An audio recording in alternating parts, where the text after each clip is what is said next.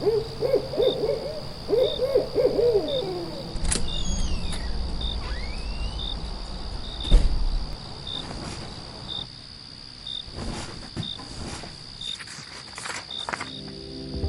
listeners, you're listening to the Midnight Readers podcast. Grab some tea, a midnight snack, and cuddle up in bed as we dive deep into today's most popular fantasies, sci-fi, and mysteries. We're your hosts. I'm Lily. I'm Brittany. And I'm Christy. This season we'll be discussing a dark academia bully romance series known for its smutty content and often billed as a Harry Potter for adults. That's right, grab your Stardust, we're headed to Solaria. Welcome to Zodiac Academy. Note to students, vampire bites, loss of limbs, or getting lost in the Wailing Woods will not count as a valid excuse for being late to class or this podcast. In today's episode, we're discussing Book 5, Cursed Fates, chapters 11 through 17.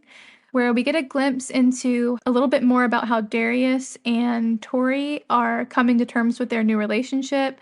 We see a little more from Xavier's perspective, and we find out that there are some plans being made to hopefully save Tory and Darius from their fates. Are they cursed? We'll find out. Before we get into it, this is your warning for major spoilers ahead. This includes potentially all Zodiac Academy world books, including the Ruthless Boys and Darkmoor Penitentiary series. We might accidentally let spoilers slip for other popular romantasy book series as well. Sorry in advance. Like the books, this podcast is rated R. It's going to get spicy. Also language, so be warned. Also a friendly reminder, please like, subscribe, and follow. You can find us on Instagram, Facebook, and YouTube.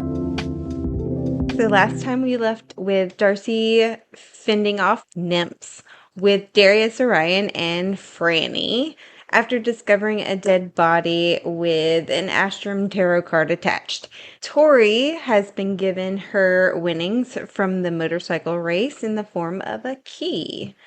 And before we start discussing this section of the reading, have you guys noticed that the points of view are getting more varied and less Tory and Darcy? How are y'all feeling about that? Yeah, I'm so glad we're finally getting to see from other perspectives, because I knew it was coming, but it's kind of a breath of fresh air, even though things are still similar in the book, but it's good to see other perspectives. Same. I like the different perspectives. It gives us, I think, a little bit of a break from some of the other stuff. So yeah. I know some people on the internet have complained about the other points of views. Y'all aren't feeling like it's taking away from the main storyline? Not in the slightest. Again, I feel like it is a nice break because if I fucking had to read any more chapters with the shit they're putting in for Darcy and Tory.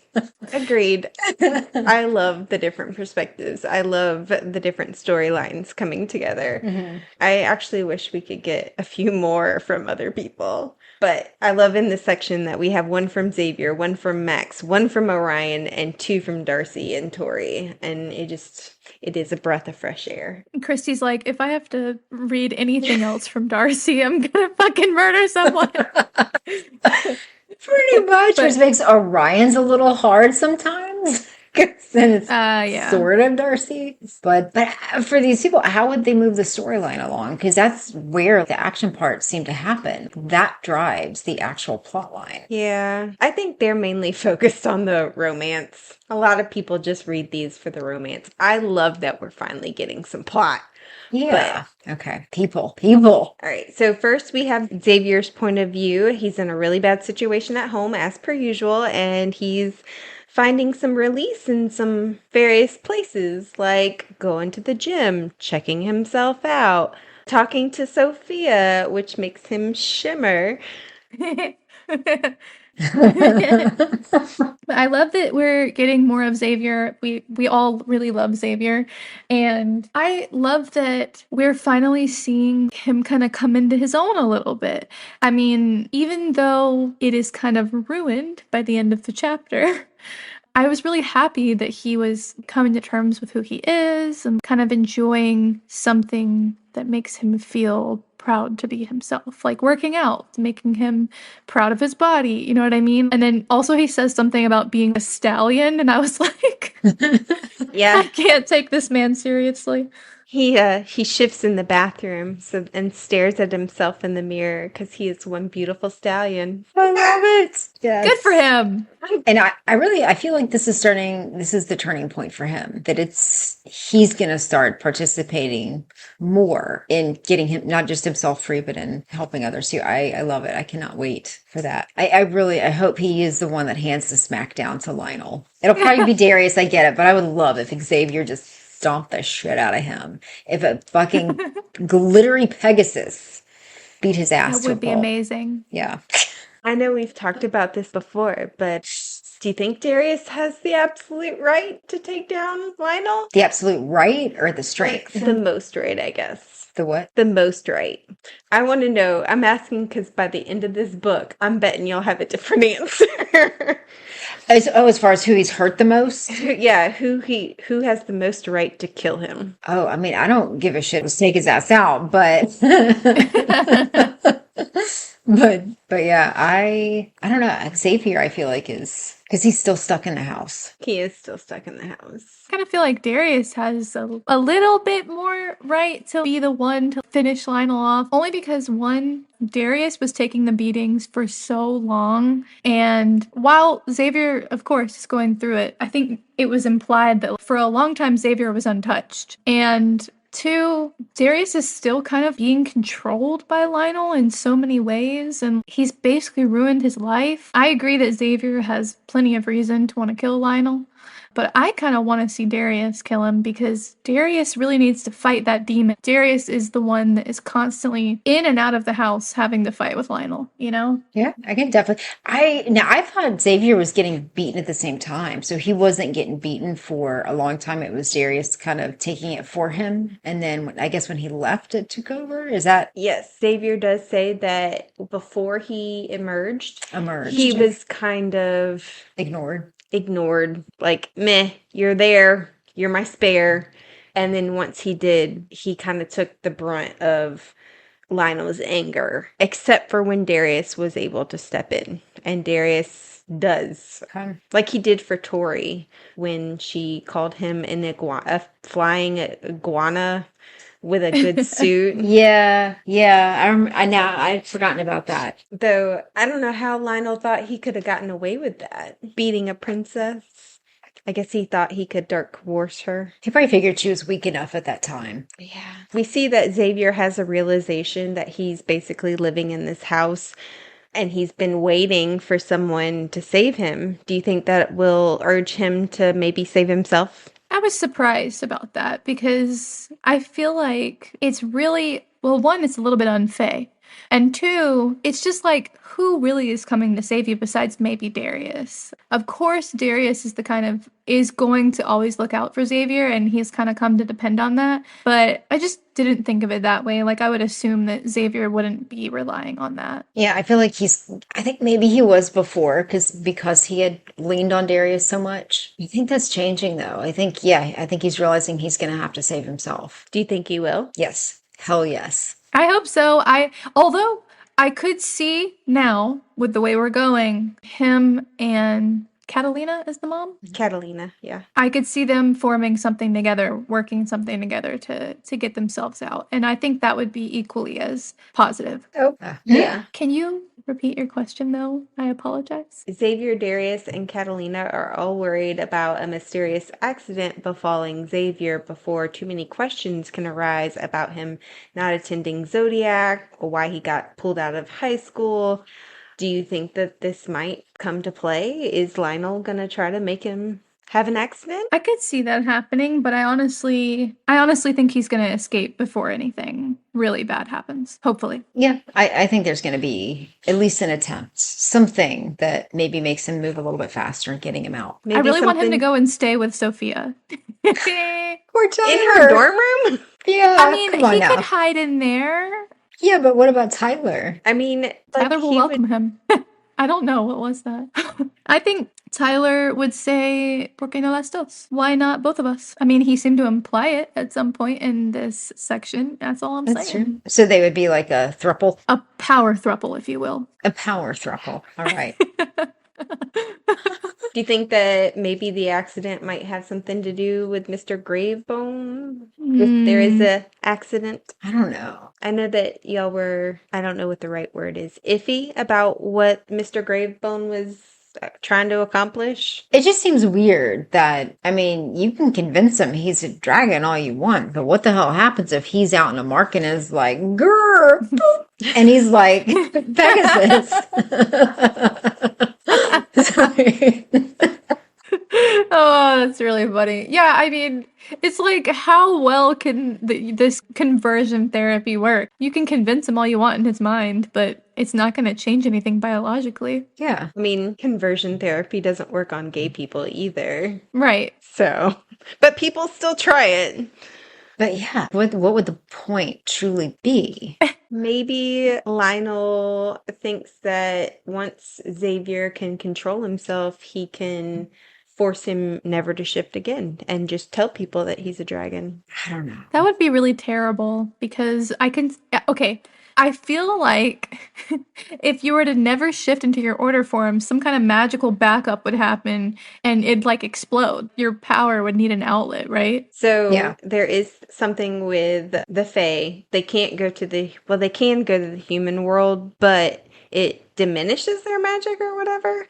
But once a Fae is awakened, if they don't have access to their power, it can make them sick and can either drive them crazy or, kill them. Oh, that's the accident. Yeah. And same if you don't have access to your order and be able to, I guess, shift or whatever it is you need to do, it can really harm a Fae. Yeah, I think Lily's right. I think that's the accident. And I think he'll probably end up getting sicker and sicker, and that's when they'll do something and get him out. And then he'll turn into a fluffy pony.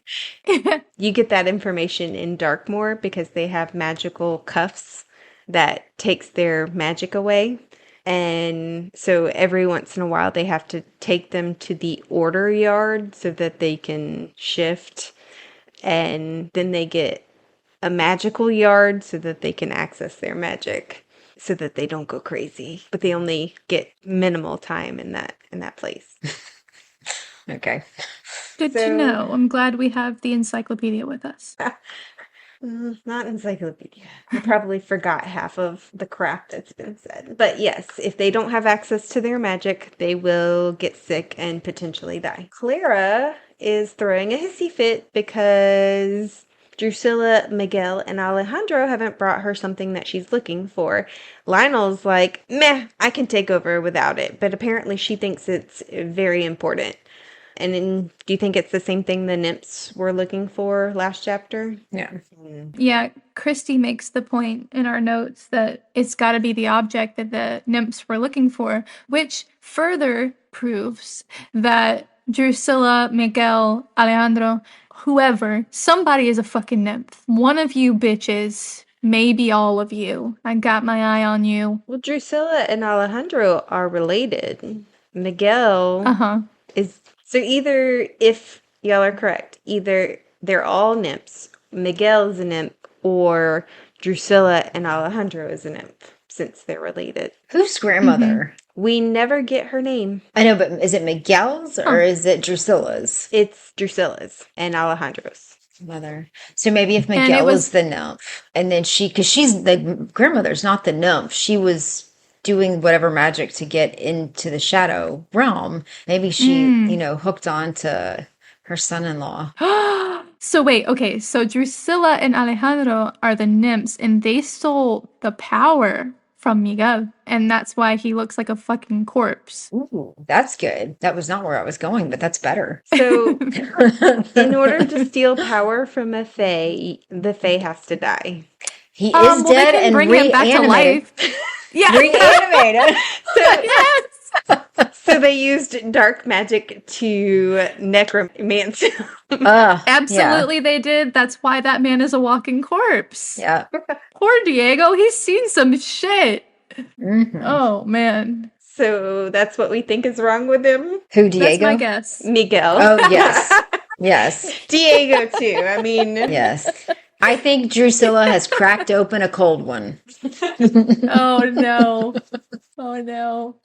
Oh, that's good stuff. I just So realized I put he's a corpse reanimated into my fucking notes too. Oh, you did? Oh. Sorry, Brittany. you're good. They have lunch together before Mr. Greatbone shows up, and fucking Lionel is fucking Clara without a silencing bubble for everybody in the house to hear, including his wife, which I personally think she's like, thank God it's not me.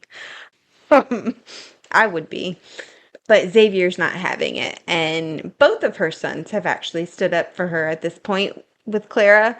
And Lionel and Xavier end up in a fist fight. And I'm proud of Xavier, but I don't think that was the move. Yeah, not the time. It confuses me because Lionel wants his son to be a bully, but not to him. Yeah. Well, yeah. He doesn't Of want him course. to stand up to him, but he wants him to be oh, you finally grew a spine. That's how bullies are. Yeah. He gets that one good punch in. I want to see that so bad. Yeah, that was good. It did make me wonder, that scene where he is kind of getting really, really angry, if the shadows are affecting him, because if they affected Tori in the manner that they're affecting her, then I would only assume that Xavier is also being affected. And that's why it got to the level of him punching Lionel, because normally Xavier kind of takes it and just lets it go by. But it just made me wonder. I can see that. And I do think the shadows are affecting them all to a certain point. I think Tori is allowing it to affect her more. Mm-hmm. But Lionel also, his anger went from a 50% chance of beating to a 90% chance of beating. So, it's got to be affecting him, amping up his anger and his need to dominate other people. Yeah. And we see later Orion is staring at that bottle of bourbon again, kind of feeling depressed about his sister.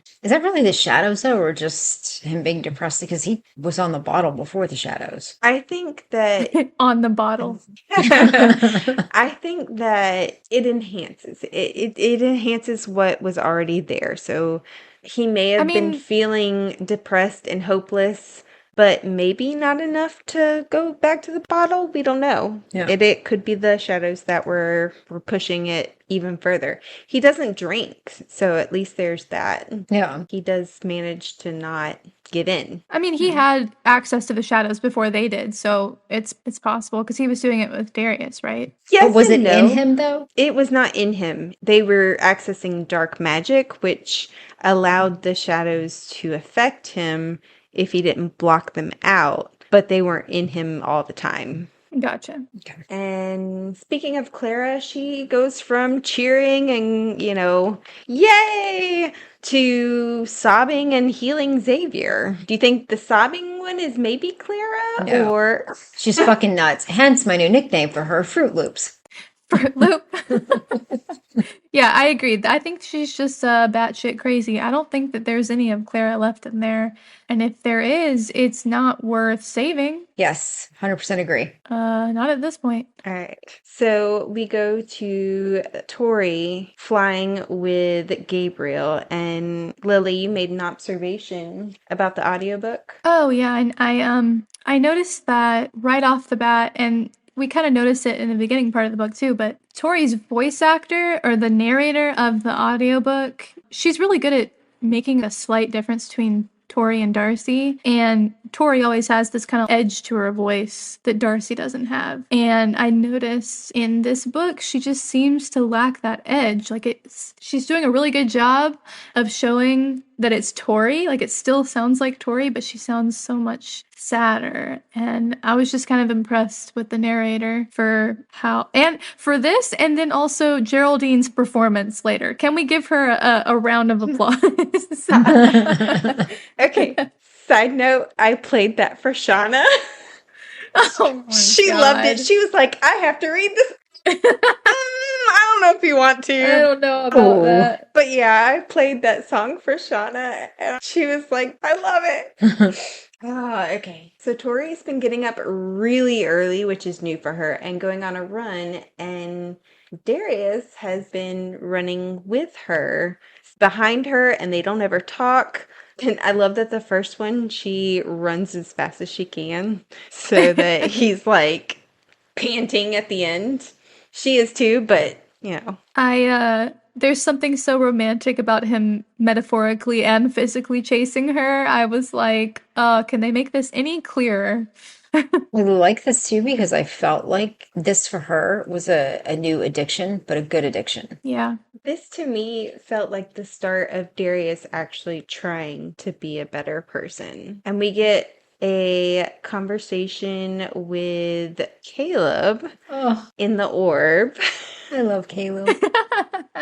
I thought it was a little awkward at first, but I know y'all had different takes, I so loved it. I thought it was just so sweet because, I mean, he could have been a really shitty friend to Darius, and he could have been a kind of shitty sort of friend. I don't know really what you would call them to Tori. And both times he chose not to be. He chose to be a good person. And I mean, hell, he's given her like life coach, advice and stuff. I love this scene. I think they're on their way to being friends. I think you could call them friends. Yeah. Oh yeah, And I didn't think it was awkward at all. I thought that it was really heartfelt and actually, I don't know, I think Caleb is just a good friend all around. yeah. And I unfortunately did have a little bit of a weird take on this conversation because as the conversation was closing, I was like, wow, for some reason I feel like this solidified for me that he is a little bit gay because something about this is giving gay best friend. I don't know why, but it really is. And then when you reread it like that, you can't unsee it. I don't know. Well, in editing one, Lily, you had actually said about Darius because you were talking about the fact that he knows what she likes and picks up on that stuff, and he much better than Caleb does. But at the same time, he still doesn't know the most important parts about her. That's what you were saying. And I thought that was completely spot on. And I think Caleb is the opposite. He may not pay attention to some of the details of, what she likes, or what she drinks, that kind of stuff.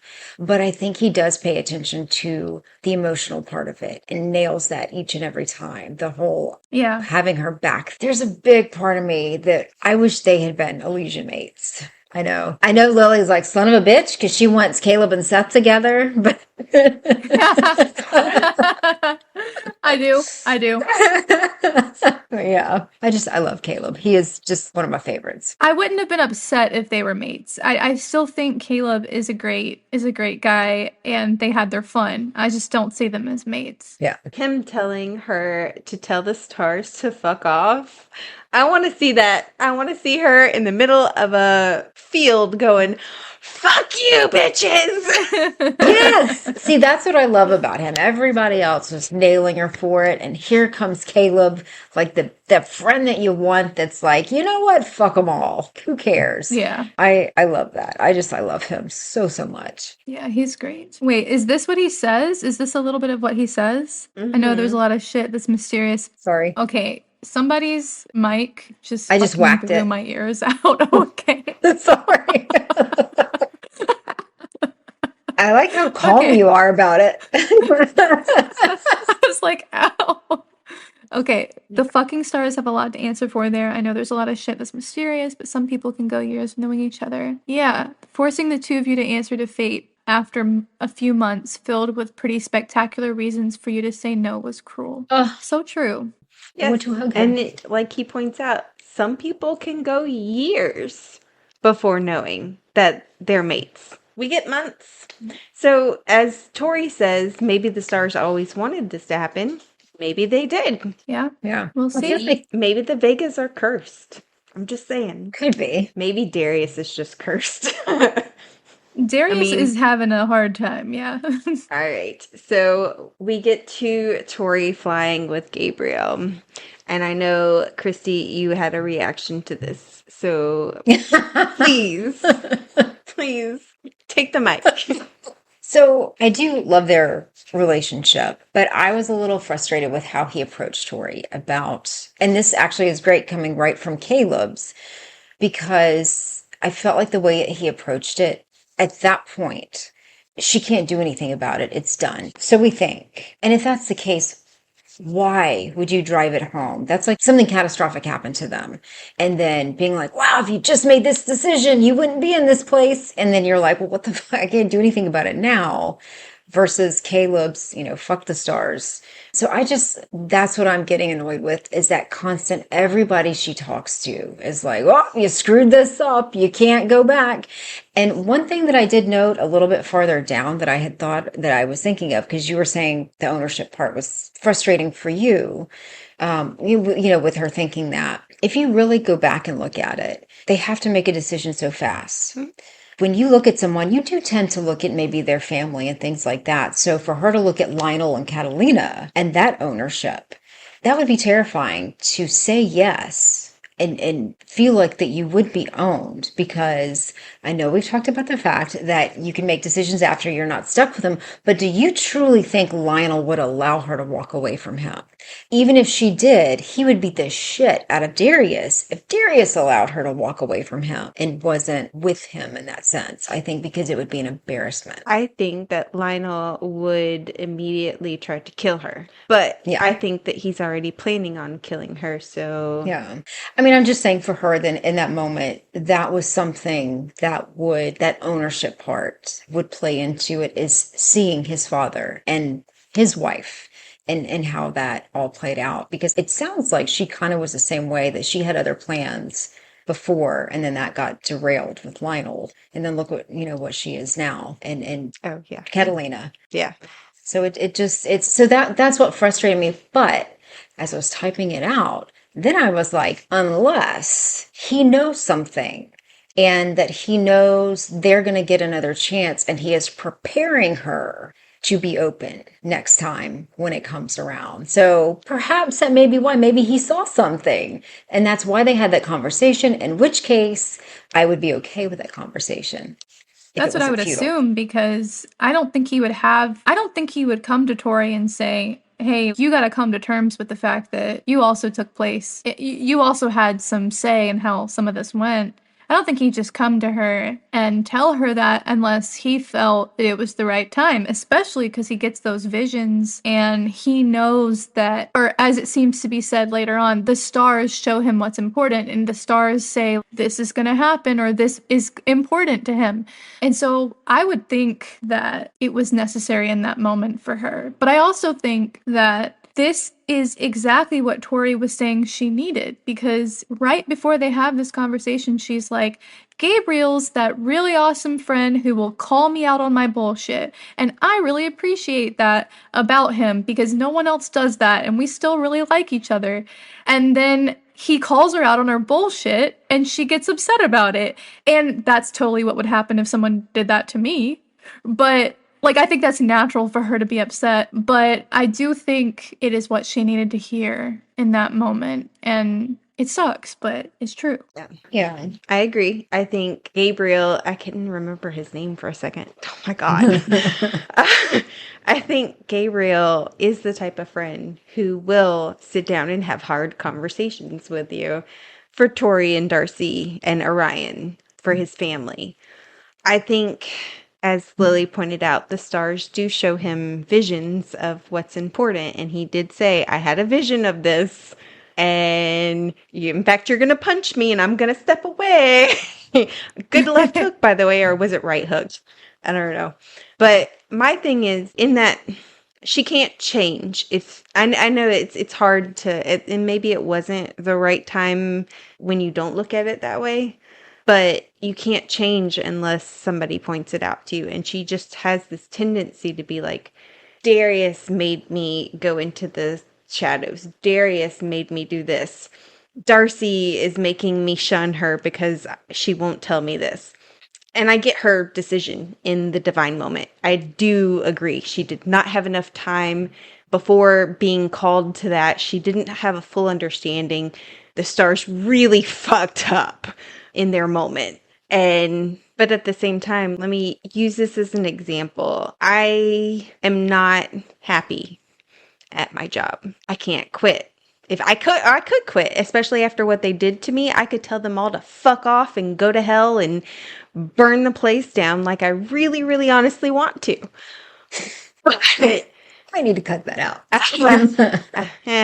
But I'd also lose access to my insulin and my health insurance, and that hurts me. And I feel like she made a decision out of an immediate fear and need, and she hurt herself. And that's what frustrates me about it. She hurt herself. She knew, though, she would. But I think it really was, and I think you're right when you're saying the ownership part is probably one of her main sticking points. And I think for her to look at Lionel and Catalina, I think she probably understood that being like, hey, we're Legion mates, I'm going to go have my fun over here, you do yours, and we're just going to be separate, was not going to be an option. And so I think that probably was why. But if they had said, if we're Legion mates, as long as someone doesn't say yes or no, could they technically have like 12 hours or 24 hours to make a decision if they're like hanging out and talking about it? No. Well, what's the time limit though? Up to the stars.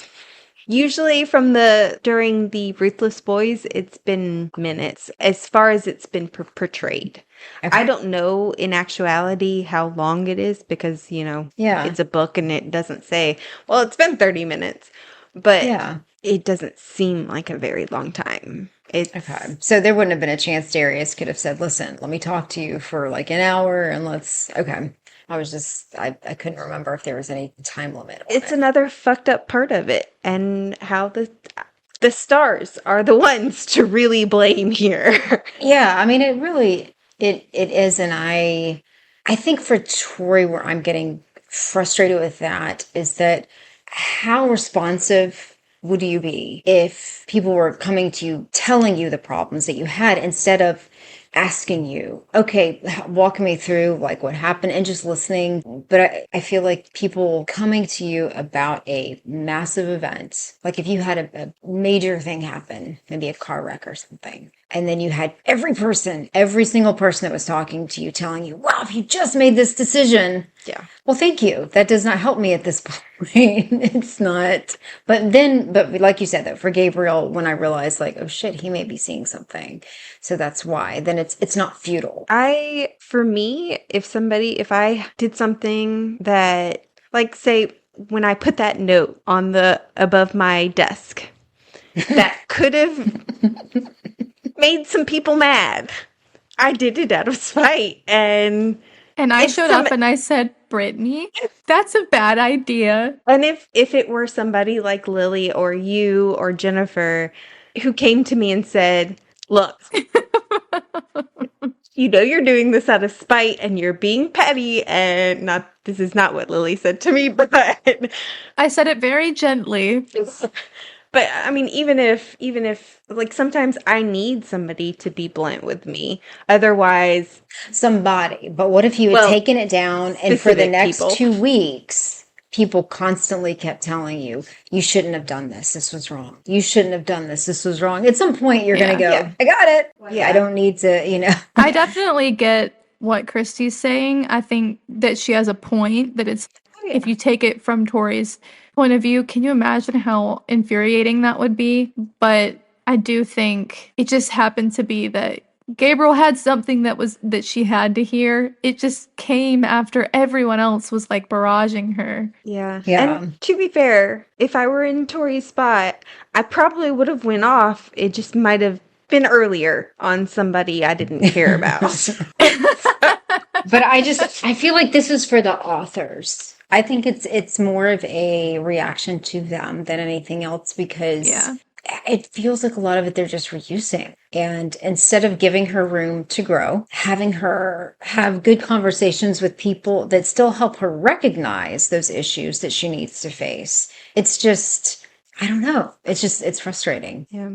And I think this conversation with Gabriel is going to make her a little bit more open to change. Yeah. So it shouldn't be the same old shit in the future. A little bit of a wake-up call. Yeah. Yeah, and that made sense. That definitely, if it is something where he has seen something and he knows she has to be open, she has to recognize what she needs to change, then that, it took me from being like, while I was reading it to being like, oh, okay, that's nice. You're like, oh, yeah.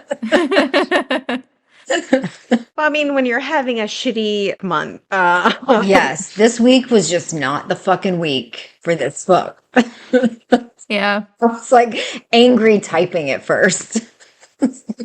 Hope they all die. Darcy and fuck Orion and fuck all the people in the what's it called, the orb, and fuck everybody. Darius. But I still love Fuck the Cherry. stars. Oh yeah, I'm still on fuck the stars. So Jerry, you can stay. based on some of those angry comments, I wonder if you still feel this way. When we first started reading this book, you were very like, I think Darius is good overall. Has your feelings changed about him? Yes and no. I think there's potential there for him. I think he just needs to get his head out of his ass. And he is frustrating me to the point that I'm like getting to the point I don't care. But again, it goes back to that where he will do something amazing and then make a really shitty comment about killing. I mean, literally, they try to kill her in one of the most horrific ways for her. And I don't know. It's just, he'll make, we can drown her. And you're like, well, wait a minute. You want her to trust you yet. You're saying this. So I'm kind of curious now. So far, this whole read this time, he's done good. He's been supportive. He has been fantastic. Will that remain once he's around the boys? How's he, are we going to still hear the flippant comments about killing them? I kept waiting for him to not do what Lionel wanted. You think that this losing his Elysian mate might be a wake-up call? Possibly. I hope so. I really hope so. I would really like us to move forward with either with them or separate them, something. I don't care at this point. Something has got to happen because I cannot take the stress. I keep waiting for him to not do what Lionel wants, and then I realized when I was reading, he's probably dark coerced, and he has to do it. And then I realized Tory's got to break through that so that they can actually start to fix things. Maybe not. Okay, Brittany. I mean, okay, so let's get to Catalina. Yeah. We learn that Catalina shows up on this island where Tory has flown off in a rage, and she grabs a hold of Tory, and Tory uses her Phoenix Fire, and it does something weird and goes beneath Catalina's skin instead of frying her, and it breaks through all these dark coercion walls in Catalina's mind, and it frees her. But she makes... Go ahead. Mm-mm. She makes Tory promise not to tell anybody. So is she going to be able to do that to Darius when she can't even tell him why she's doing it? But I don't think she made Tory never be able to do that again. She just made it where Tory couldn't talk about what happened between them. But that doesn't mean that Tory can't take it upon her own volition and use that power if she can figure out how. You don't have to talk about what happened between her and Catalina in order to do it, So she's just supposed to go up to Darius and be like, let me burn you. Yeah, absolutely. I don't know. They might have a moment where it happens accidentally like it did with Catalina. This is where you go, trust exercise. Pull it, do you trust me? And then burn the shit out of him.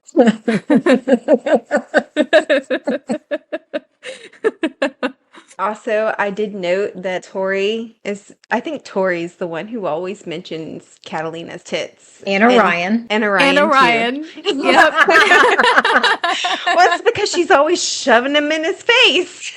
But I was just like, Tory, do you have a thing for Catalina? Maybe she just wants her tits. I don't know. She's just observant.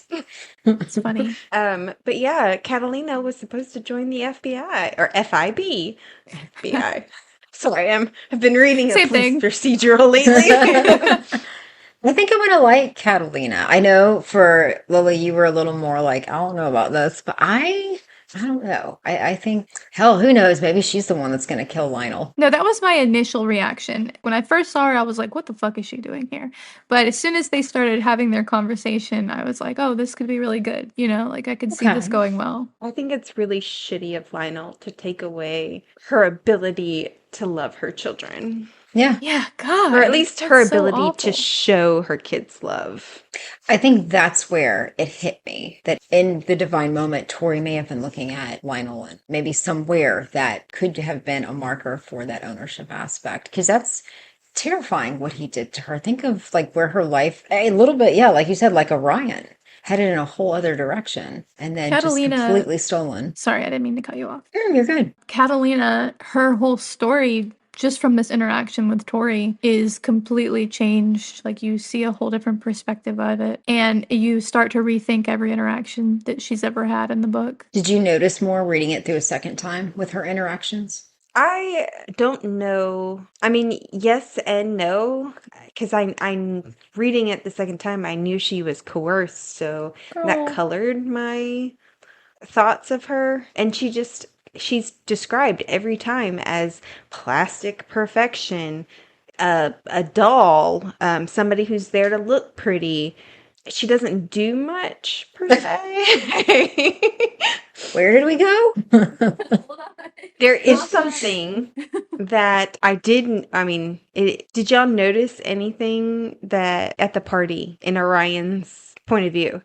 He says that Catalina doesn't flirt with him. I did notice that, actually. So what was the purpose of the flirting? Was Lionel pushing that? Why was she doing that? I was wondering that too. I was like, so that must have been a coercion, but what was the purpose of that? Well, didn't you say, was it you that said that there was the potential that she had been lent out to people, so maybe he just hardwires her to be flirty with everybody? That's I hate that. I hate that so much, but you're so right, Christy. Yeah. And that was a rumor that was mentioned last book, was that Lionel lends her out.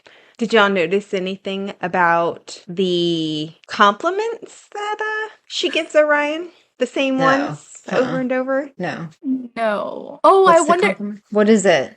Brittany. What? I love that you just bring me right to it. Are you telling me that he dark coerced Catalina into saying those things over and over to him? I'm not. What? What am I missing? To Lionel? Lionel coerced Catalina into saying those adjectives over and over to Lionel or to any male? Is that what you're saying? That is a thought. But if that was not where I was going. Damn. I thought I was a genius for a second. It is a genius thought. Thank you. Don't stroke my ego. Okay, so the quote I wrote down was, I'd spent way too many hours in the company of Catalina while she talked on autopilot, whispering compliments in my ear, which, ew, and always the same ones too, just to drive me to complete insanity. Handsome, enamoring, lovely, powerful, and sometimes she'd throw in unbelievable and sexy too, just to really make my blood curdle. Wait, say it again. Handsome, enamoring, lovely, powerful, and sometimes she'd throw unbelievably and sexy too. What? Help, lovely, powerful. Handsome, enamoring, lovely, powerful, unbelievable, sexy. Help us. Help us. Oh my God. And he never caught on? He never caught on. Sometimes I wish this podcast was a video so that people could see our reactions. Holy shit. Catalina pulled a Britney Spears. Is she okay? And nobody fucking listened. Someone had to say, Catalina, blink if you're in trouble. Oh, yeah, that's why she's flirting with him. Why does that make you feel like crying? I know, because Orion had to have known her when he was younger, so surely he would have seen the change in her. Oh my God, poor Orion and poor Catalina. Oh my God, Orion, I expected better of you. Right? All your fucking books, and this is what happens? Really? I did not catch that when on my first read. I just was like, meh, okay, those are weird, but okay. Yeah. Because enamoring and lovely Handsome, are just enamoring, lovely, powerful, unbelievable, and sexy. But enamoring and lovely are very weird compliments to give to a man. Yeah. Especially a man who's only 5 years older than your son. Also, can you imagine this going down as often as it did and Orion just taking it at face value? Like, that's crazy. Yeah. And just sitting there going, oh, there she goes again. And Orion. Think of how she had to do it. It's like, think about her turning to his ear and just whispering those words over and over again. how does that make sense unless it's like a signal of some kind? Yeah. Like, damn it, Orion. And she had to do it in Yeah. a way that Lionel wouldn't catch on. That's crazy. Very disappointed in Orion. Come on now. Now we're mad at Orion. I'm gonna have to rename the No. cat. You rename the cat. No. Okay, but that really does break my heart for her character so much. Wow. And how long was that going on? Oh my God, I hate that. Yeah. Xavier says he remembers them playing as a child, and then Lionel and Tiberius caught them, and then after that, she was not the same. Yeah. So I'm thinking from there on. Yeah. Wow. My God. Heart goes out. Oh my God. I'm still not over it. My jaw dropped. But anyway. Wait until Orion finds out. He's gonna be heartbroken. Oh my God. Oh my God. I'm too emotional for this. That's so sad. All right. Okay. Do we have any other comments about Catalina? No. Oh, I did have a question. Okay. So Catalina being dark coerced begs the question, if he could do that and was willing to do that, why didn't he just coerce her into getting rid of the protections that she did for Xavier so that he could kill Xavier? She had to have something in place so he couldn't. I want to know what those protections are. Because he couldn't kill her either, supposedly. I also think you could what if a question like that to death. Like, why didn't he just coerce this? Why didn't he just coerce that? I think that might just be like a moot point. You know what I mean? The authors probably just didn't think it through, if I'm being honest. I mean, let's just be fucking reasonable. Sorry.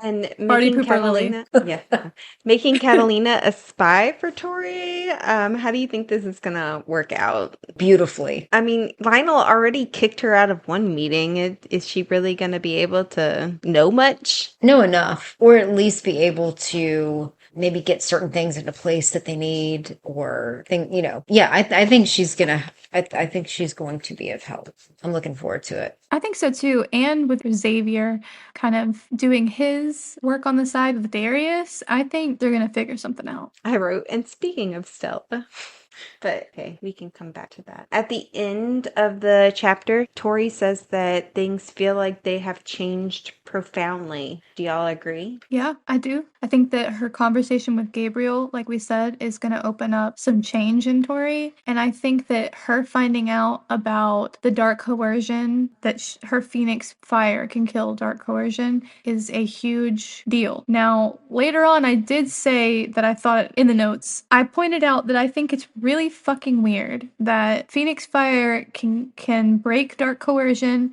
and it can be a barrier against Daimati types or mental infiltration or anything like that. But then it can't keep them from being taken over by the shadows. The shadows are a different power. Well, there was that whole thing where the shadows overtook them and they tried to use their power, and then When Clara took control.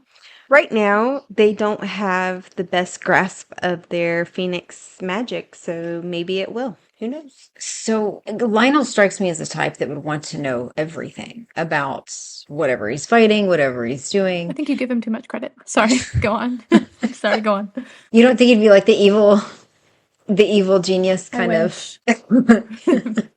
I just think it's odd that he wouldn't understand the extent of their power, that he wouldn't know that that was something that they could do. I know it was like 1,000 years ago, but surely there is some sort of literature, or he has access to some sort of, through money and connections, somebody that could give him more information on Phoenixes to truly understand what he's up against. So a lot of the texts on Phoenixes were burned. Burned. And yeah. And what little there is out there, I think, in my personal opinion, Lionel would rely on Orion to do the research for him. The way that when he sent Orion after the twins in the mortal world, he told him to do background research on them and to give it Lionel over. is the one that sent him? That's what I was just about to ask. The council sent them, and that he had to, because once they turned 18, their power rang a bell, and all of Solaria was well aware that they were alive. So it wasn't like Lionel could hide it. I see. Okay. But the thing is, you've got to have phaseums or something where, they have people that study history, and you would have to have somebody that they can. Oh, So you would think you would reach out to like an expert on phoenixes. you're so right about that, Christy. There may What, the be phaseo? No, that they lack that in this there world. there may be those types of people, Oh, but they may not also care about answering to Lionel because Lionel can't get to them. interesting. I feel like there's this whole other world we have no Yeah. access to. We're stuck in the school and the palace and the Acrux Manor right now. Solaria is small for us. Yes. Okay. Hmm. Okay. Hmm. Yeah. Well, there are those types That of was big people. brain. And right now they're hidden where Lionel can't get to them. Scholars. So maybe people part of the Ass Society, or it's Big Brother that is hiding Brittany, them? it's like those, it's like the dragon scholars that Zuko and Aang have to travel to find, and they didn't know that they existed. Yes, Ah! yes, it is. It's actually going to be brought up a little bit next sweet. book. Okay. Nice job, Christy. All right. Where were we? Oh, yeah. Do you think things have changed profoundly? I would like to think they are going to. We will see what the authors allow. So Are we doomed to read them act the same over and over and over? Which, by the way, if anybody doesn't know, that is a major complaint from readers on the internet about how these authors tend to use the same things over and over, making their characters do the same action until finally they stop. And then it's just over. They drive you to the point that you don't care. It's not a nice series of growth that then take you to an end point. It's by the time they make that change, you're just kind of like, okay, they've gotten you so tired of it. Yeah, that's definitely, I think that's one of my infuriating. complaints. I would like to see, yeah, exactly, like continuous growth. All right, so we go to Max's point of view. They are in Cardinal Magic class, and this start of this chapter with Tyler and Marguerite is just, it's wonderful. Strong start. I don't understand why Marguerite seems to think that Darius is ever going to want to be back with her. He said it over and over and over. Maybe Marguerite needs help. Maybe she Much like is the also author. saying, help us. Marguerite, blink. Blink if you need help. And of course, Tyler comes back with the "you desperate," and Tory Vega is hotter than you. I Tory love Vega Tyler. is I do way too. hotter than you. Way hotter than you. And the heir don't care where that comes back. Except for it's the heir instead of heirs. But Yeah, that's good stuff. And Darius, who never responds to anything on Facebook, basically threatens her and is like, if you say one more damn thing about my mate, I will kill you. Darius Yeah. was basically like, that's my wife. That's my wife. Where's my wife? Not that. Not that. It's different. I'm thinking of Will Smith. You're thinking of the most heart-wrenching moment of my life. Okay? No, I'm just kidding. It is totally different. But that might come up later. Anyway, so Max, are you Yeah, okay? I thought I heard something, but I mean, we're fine. Keep going. I love that Orion puts up an air shield, and when she runs, he's like, 10 points for running out of my class without permission.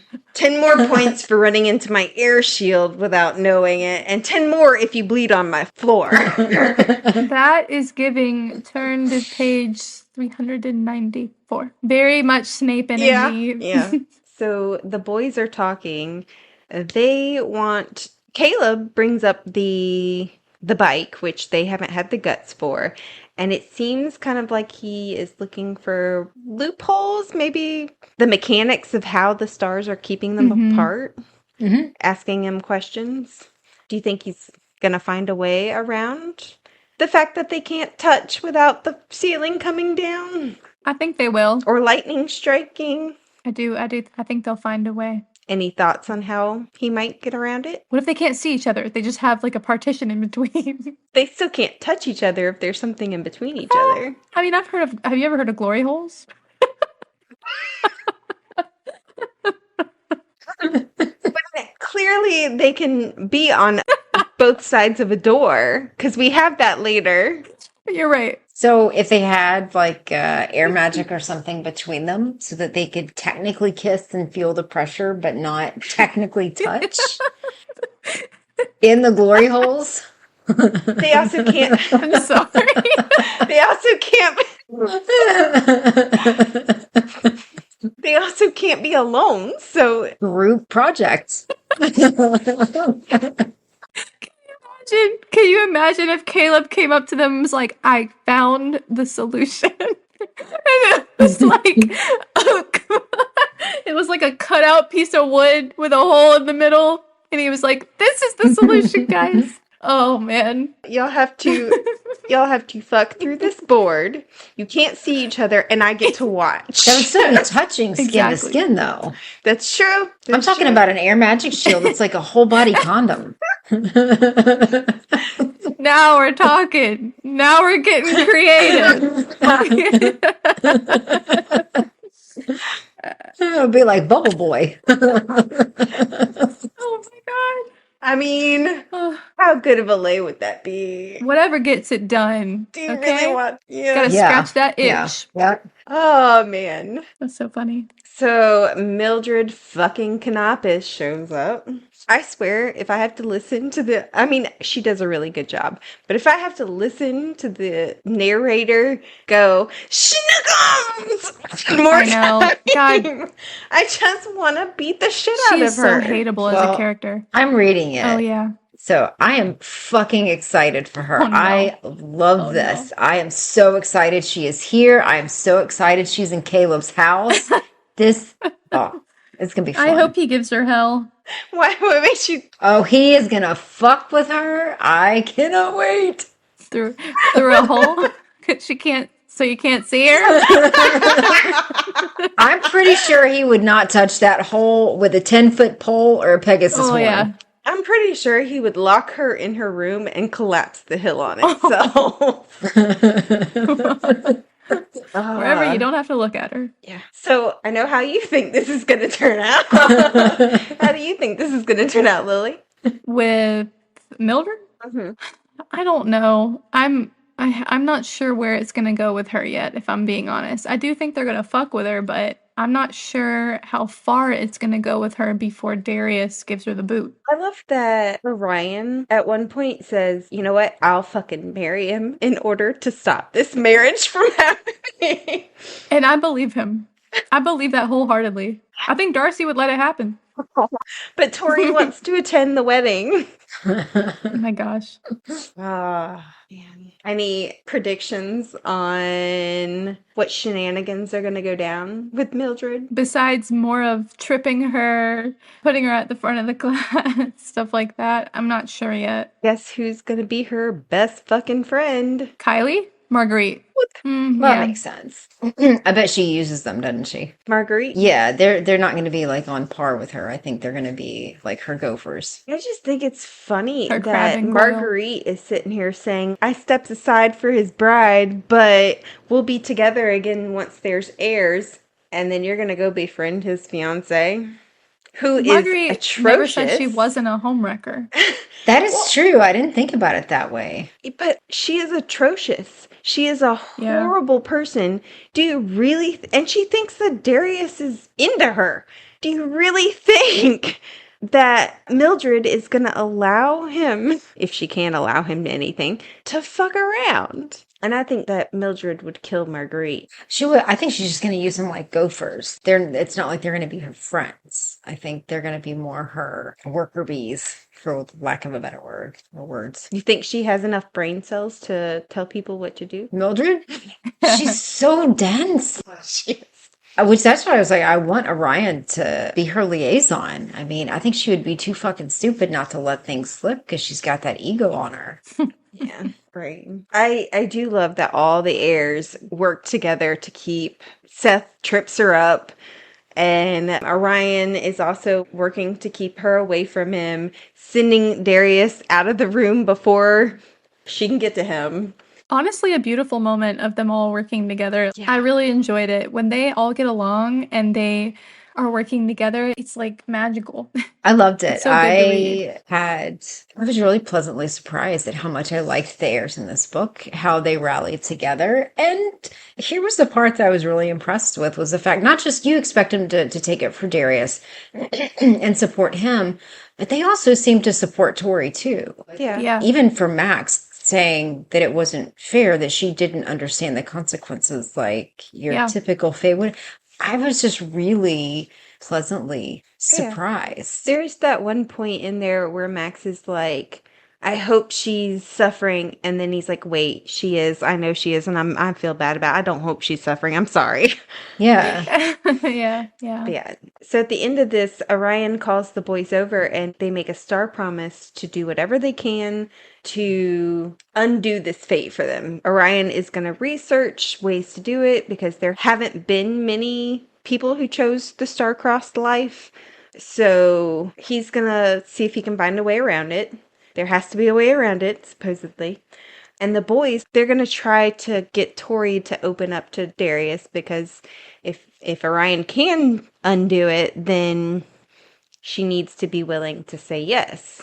And they need to convince her or show her that there is a different side of Darius. Help win her over. Any thoughts on this, on what's going to happen? What's going to happen? Any thoughts on what might happen? Oh, I'm not sure, but I think I'm just really glad that they're all working together on it. And I'm glad that they realize that this is not something they can't just start over and then have her make the right decision. This has to be a choice Tori makes, and that it was even right for her to say no in a way is kind of how they seem to think about it, because Darius needs to know her, they have to have a relationship. It's not just, the sadness they share between the star-crossed fates. So I think that them working together is great. I am going to predict that there is going to come a situation, because I just remembered this from the whole pitball match. He's going to be in mortal danger. He's going to be dying or dead or something. And then she, at that moment, is going to profess her love for him. I hate that it always requires someone dying or near death. But remember how she acted at the pitball match? Mm-hmm. Yeah. So, yeah, I think it's going to have to hit those instincts. So, yeah. Yeah. It better fucking be worth it. They better do an epic scene and not some half-ass paragraph. Just saying. Yeah, the pitball fight scene was the best thing we've gotten so far. Mm-hmm. Yeah. So Max is planning on bringing Geraldine in on the plan. Good choice. Think she's gonna help? Well, yeah. Absolutely. She's anti-heir, though. Okay, but Maybe- can I just say, after he talked to her, I might be crazy for thinking this, but you tell me what you think. It seemed like after Jerry and Max have this conversation and she blows him a little bit, not fully. I think, you know how she always uses fish puns when she's talking about Max? Or Fish or food? Words. I don't really know if I'd call everything a pun, but... The words. Watery words. Watery, fishy words. She uses it later in regular conversation when he's not around. And she doesn't really do that. And I was like, okay, now she's starting to use more fishy, watery terms. Maybe I'm crazy for noticing that, but I thought it was interesting because it was so not like what she normally would have said. I can't remember where she uses it. She generally uses watery terms, and then the other times it's food-related terms. Right, yeah. So I did not notice that she started... It's later. So now it's becoming... Honestly, now I want to go back and find it. Aww. He's infiltrating. Infiltrating. I love that she got her full-on orgasm, and then he got I'm late for class, gotta go, bye, and a kiss on the cock, which I keep picturing for some reason, and it's weird to me. It's weird. Let her do her weird thing. Uh-huh. It's just a weird image to have in my head, and I don't know if I like it. But I will say this. I love that he says, I'll wear a buttery bagel as a cock ring for the day if it'll make you stop and listen. And she does. So I want to know if he went through with it. Did you? Did you do Probably it? not. I need to know if he's a man of his word. Come on. Well, but she would have had to have accepted it and required him to do it. I hope she made him do it. Ah. Okay, I found it, but I can't read it to you without not having my microphone on. So it's in chapter 13, and or actually, it's not chapter 13. Hold on. Either I'm mistaken on what she said, or it's not coming up. What's up? Why are you guys making faces? Because I think Anya and probably Zaphod are rolling shit at the door. Hold on, let me. I will look it up later and tell you guys because I'm interested, but I might be able to do it on my computer, but then it might do system overload on us. Here, do you remember what was said? No, because I thought I did, but I don't. What part are we looking at? Because I've got my. No, I don't remember. I thought I did, but I don't. Oh, what was that? What it was my phone. What this was in Max's part because I can use my phone. I can look it up on mine. What are we looking for? No. It's later after she has the conversation with Max. She Okay. says something when he's not there that is fishy. That's all I Okay. remember. And I was surprised by that. I was like, oh, he's not even here. And she's using fish puns, and that's not normal. Or fish words. Let me see. Maxi. All right, it doesn't matter. We should probably move on. But maybe I can find it another time. Because I think I'd have to go through all of her dialogue after that chapter. Well, it's Darcy next, and I think most of hers is I don't see in there. Oh wait, here we go. Am I the only one who thinks of maxi pads whenever she calls him maxi boy? No, you're not. I do not think of maxi pads, you weirdos. I just wish she would call him something else. Even a bothersome barracuda. But every time she's like, Maxi boy. But now like, you're talking about a scene where Max isn't in it, is that right? Talking about what? You're son of a. scene where Max is not in it. Yeah. That's correct. Yeah. Okay. Because this one he's in it with her shiny wax lady balls. Ew. Ah. Maybe I'm mistaken. Well, I can kind of look for it while we continue because I can Okay. use my phone. All right. So Darcy is learning about their phoenix powers, and she learns that they can imbue their magic into objects. And they make them indestructible. And there are some things that are already made. And there's this crest that shields its owner from mental invasion, and a chalice. They didn't really say what the chalice did. And I kind of wonder what it does. But clearly, Darcy is gonna make something. She's got this, I wonder how. And Gabriel shows up later to show her how. What do you think she's gonna make? Well, my first thought was that she was going to make some kind of shield or something for Orion that he could wear and take with him, but I don't know now. Because the way Gabriel reacted made me think that it wasn't something. It sounded like something that would benefit their relationship. So it makes me think it's something more personal. Maybe an invisibility charm. Maybe a way to contact her from anywhere that's not through their phone. I don't know. Any thoughts? I think it's going to be a tiara A tiara. That's so or a crown. Oh my gosh. I did it. The rubber band is naked. But yeah, I have no idea. And they're talking outside of the Earth Observatory. Sophia and Diego are also there, and he was like, can you make my shoes indestructible? Because they're falling apart. And honestly, why would you buy new shoes if you could just fix them the way Sophia does? Maybe it's a hard spell. Yeah. I mean, in general, maybe not for Diego, but if it were me, I would just be fixing my shit over and over again, never pay for anything else. Well, Sophia does fix it for him, though. I know, I'm just saying in general. Like, why do you have retail stores in Solaria if people are fixing their stuff? Why would you ever buy anything new? Probably to show you can. Probably. Yeah. But yeah, it does make you kind of feel bad for him. He was like, maybe my parents forgot to give me money this month and last month and probably the month before that. That's so sad. It is sad. Very Ron Weasley of him.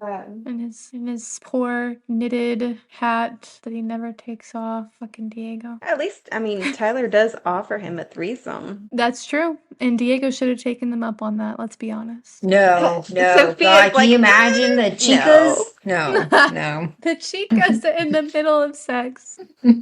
Would it be Chicos since it's a group? It would. I would hope that he would never say that in the middle of it. Oh my god. Oh my god. He'd be probably like, oh crap, I only know the word for God, which is Dios? Dios. Yeah. And I don't know what oh my god is. Or Dio. Mi Dios, mi Dios. It's Dios mío. Dios mío. Mhm. I'm sorry now. I'm just picturing it. It shouldn't be in my head. But I love that Ay, Dios mío. Tyler reveals here that he and Sophia have had threesomes before, and it's because he's sharing her with the herd until he becomes the dom. What a reveal that was for all involved. I know that Brittany kind of snuck that information to us ahead of time. I can't remember if that made it into the podcast episode, but oh my god, what a reveal. Tori's like, you're 80% more kinkier than I thought you were, Sophia. Sophia's like, this is just my way. I am a Pegasus. It is what it is. Yeah, she's like, my horn is You guys bigger aren't on my and level. my coat is shiny, so Oh my god. means I'm more fertile. Yeah. She's just like, I am, special hair flip. Yeah. I love that you were like, you mean Xavier? Yeah. If he attends Zodiac, do you think he's gonna come in and take over the herd? Or be a sub? I would love if he was a sub. Let's be honest. I would love that, but only to Sophia, not to Tyler. But you're okay with Tyler subbing to Xavier? Yeah, sure. Yeah. Oh my god, I cannot wait for the next book. You're about to let something slip. I got so excited for a second. Let's I'm just so excited. say Tyler and Xavier are going to meet and they are not going to like each other. Oh no! Not my favorite characters, not liking each other. Sorry. They're not mean though, right? Like mean? They gotta fight over Sophia. Xavier is not mean. Tyler is not mean, but he's not nice either. He's Tyler. But you can probably tell that Xavier has, a beat on his woman. Well, Because Xavier's the dom, and he doesn't want to admit it. That's what I was gonna. Yeah, exactly. That being an Acrux and coming in and Yeah. wait a minute. I'm rooting for Tyler, Wait. Back the train up. So Xavier, he's about to meet him and knows he's a Pegasus. So I didn't say that. I said that he gets out soon. I said that he's going to meet him soon. But it didn't say whether or not he was he may not be in school. It could be because he visits the school. So he'll be free soon. Freedom! She's like, no, he's free. He's free. Freedom! Free our boy.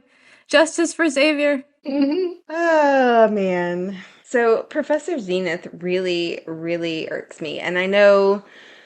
Yeah. I don't know if I said this last podcast episode or not, but Geraldine's reaction to finding out that Tory was star-crossed was over the top, unnecessary. Yeah. And this is just more on top of that. I am angry about those reactions. Again, what you were saying, way to make her feel worse. Yeah, we didn't talk about it, but I totally agree. I was a little disappointed in Jerry at that point. Be a good friend, you know? And even if Darius was the one who said no, why would you just throw that in Tori's face over and over and over again? Yeah, that was nuts. I mean, at first... I was really pissed because I thought she was nailing Tori. Like she knew she said no and she was like, why would you do this? You're so stupid. But then I was like, okay, because she thinks Darius did it. But yeah, even then, like, damn, that would be... Way to throw my rejection so right in my face over and over again. Yeah. In front of the entire class. I felt like Tori has really grown because if I was Tori, I would be like, fuck you, I am out. Oh, I would too. Yeah. I would too. Yeah. I'd be like, I'm out, guys. I'm out. That's a good point. I don't like all the attention on me. So, yeah, that would just be my worst nightmare right there. Yeah. Mm-hmm. Yeah, that's a good point because I think old Tory would have immediately either freaked out on Zenith or left. Right. But yeah, the only people who know that Tori's the one who said no at this point is the twins, the heirs, Orion, and probably a few ass members that Tori's close to, but probably not that many people. That I was do a want to funny go. scene. Oh, sorry. Go ahead. Oh, I was actually okay. So been looking through. So when Geraldine is talking to Mildred, well, giving her what for, she does use the hagfish and the beastly barracudas and stuff like that. So is that maybe the scene? Yes. So maybe I was thinking, because at first I thought she said fish, like the word, but she actually said types of fish. Okay, maybe Yeah, that's it. she said horrid hagfish, and I haven't read all the way Yeah. through, but yeah, she was already using, and she calls them the classy cuttlefish who swim elegantly through our Yep. waters. Yes, that is it. That was exactly what I was thinking Okay. of. Because up till now, has she said stuff like that? I can't remember her using that many fish wordings in her weird little ramblings, especially for the Vegas. So that's just interesting. Yeah. Thank you, Christy, for finding that. You're You are the welcome. bomb. You're welcome. You're welcome. Okay, sorry, I was just gonna interrupt with that. You're No, no, good. no. I hope that we should keep thinking about that as we listen. I want to see if she uses it more and more. Probably will. For a All little right. maxi pad. Maxi pad. Oh my god, he would hate that. It's He just would like whatever she told him to. Tamlin is tampon, Yeah. Maxi Boy is no, but he doesn't deserve that. But I love the 10 points from Air for provoking the Vegas. Yes, And that was such a funny scene. what is it? Darcy floods her with water, Yeah, something like that. and then, or no, one Darcy of them, sets her on fire, and yeah, then Tori's like, "I'll help you, Kylie," and then yeah, and then douses her floods with her with water. water. Oh, that's good stuff. Sorry, I'm reading this comment. You're fine. Oh, okay. So the nymph alarm goes off, and I know this was very disappointing for you, Christy. I was so excited. I was like, yeah, yeah. Action! Not that kind. Instead, we do get a sex scene in a closet, I think. A fun sex scene, but like also like not necessary. I will say this, I agree with you about Darcy and Lance. I love them. I do. I love them being happy. They are adorable together with their whole book thing. I love that.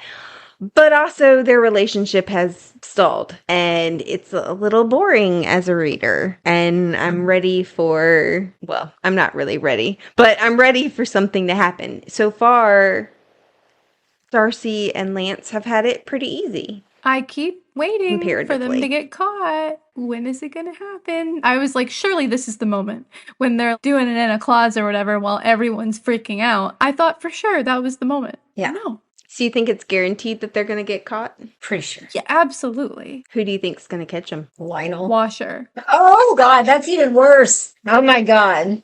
Who Do you did you think- say, Lionel? Yeah. Yeah. Do you No, think that's that, a good guess. Do you think that Washer would turn them in? Unless they wanted to let him turn them out. Oh God. And would Lionel put Lance in that position where he would have Yes. to go to jail, even though it would harm Darius? He didn't Yeah. appreciate Clara trying to kill him I would because think so. he needs Orion to protect his son. I think he would No. work something out so that Lance doesn't have to go to prison, but that it does fuck with him. Yeah. I think he would enjoy that aspect of it, of having that additional ownership of him. Maybe it'll be like a blackmail thing. I'll keep you out of prison as long as you do this or Great that. point. Yeah. Before you know it, he's going to be saying, "Help me." Oh, God, I can't get And that out of my Catalina's going to be brain. like, fuck you. Yeah, literally. She's going to spell out, bite me. Oh, man. Okay. Any thoughts about the sun and moon bonds that she talks about? It is a little bit confusing the way that she explains it, but the way it sounds is like there are other types of mate bonds, but Elysian mates is rare and special. But there's other mates. And the other thing is, why are dragon mates called idols? Is it because they're supposed to like treasure? I guess. No idea. Yeah. No idea. I get the kings and queens for the Nemean lions because they're the king of the jungle or whatever. Yeah. Count and Countess, which is weird since they don't know who Count Dracula is, but That was my thought as well. Alphas makes sense. I don't know about the Doms for the Pegasus, but it That is works. gotta be like, okay, rewind to our first few episodes. Do you think that's a reference to them being gay? Like the gay thing again? Do you think it's a reference to the gay thing again? Am I crazy? It Like could tops and be. bottoms? Maybe I'm It could crazy for be. that. Doms and subs is a little crazy to use though. Yeah, I don't know. It felt like, substitution, really. I don't know. All right. What? Like substitution. No, baby. That's not what it means. Submissive. I know, but that's where my Oh, okay. mind I was goes with like, subs. I'm surprised you didn't know this, Christy. No. Okay, I'm sorry. Sorry. In my mind, when we were talking about that, it was like, you sub in, and Yeah, so that's even that was funnier. If you're in the middle of it and you like tag team it. All right, yeah. next turn. We can take out this question, but do you want to talk about how you're feeling about Darcy and Lance and their relationship? And I mean, honestly, for me at this point, I am over their relationship. I am more so than anything else. I'm Darcy'd out. So here's where I'm going to say something that you're going to be like, what? At this point, I am so Darcy'd out. And if I had to choose who to kill off between Seth and Darcy, I would choose Darcy. I would save Seth. That is how Darcy'd out I am at this point. That is bad. That is really bad. Oh wow. Damn, Christy. I'm speechless. I feel like his character has so much potential. And His as in Lance or yeah, Seth? Lance. No, I don't like that. But I feel like for Orion, his character has such potential, and I feel like we saw it earlier on. And we've seen flashes of it, but I would like to see more of him without Darcy. And I don't know. I'm just a little Darcy'd out right now. Well, if they do get caught, like y'all predict, then they will be separated. At one point, I was so frustrated with her and just the overall situation that I was like, maybe if she dies, and then Tori can see if Geraldine wants to come in and then they can rule together. That would be fun. I would like that. The wishful thinking is killing me. Oh my god. So yes. Don't worry, we're gonna eventually move on to another series, and you'll never have to think about Darcy again. Unfortunately, we do have a few more books. Now she did die a little bit later on with the whole chocolate wafer thing, and a big bonus point to her for the whole pinky in the brain. Like that was good. I figured you would. I I was like, With what? you would know that. I was like, damn it, you're making it hard to not like you, Darcy. Pinky and the Brain? Yeah, It's an Animaniacs. it's a TV show that we both grew up with. It's a cartoon. It's a kid's cartoon. Oh, where is that reference? I think it's in that last chapter we read. Yeah, Ah, okay. Yeah. something about taking over the world. Lionel was trying to take over the world, Pinky and the Brain style. Yeah, something like that. Yeah. Nice. Did you ever watch that? Nope. No? It's probably off the air by the time. The brain wanted to take over the world every night. What are we doing tonight? night? Every night. What we do all every night. And Pinky's just an idiot. He is an A idiot. hilarious idiot. They're little mice, right? Yeah, Mice. I think so. Yeah. They're lab rats. Yeah. Lab rats. It's really funny. They made the stuff. brain very, very, very smart, and Pinky is very, very, very dumb. And they work together to try to take over the world, which did they ever accomplish? I don't know. I don't know. Like, I wondered if they ever got to the end and they were like, let's let them actually accomplish Win something. They're very morally gray. At least Brain is. I see. Pinky's, he's just a He wants to, I mean, dumbass. to be fair, we're all morally gray in a way because he just hates everybody and wants Yeah. the world to end. For me, the relationship that I want to see more of is Orion and Tori. I love watching their friendship Yeah. bloom.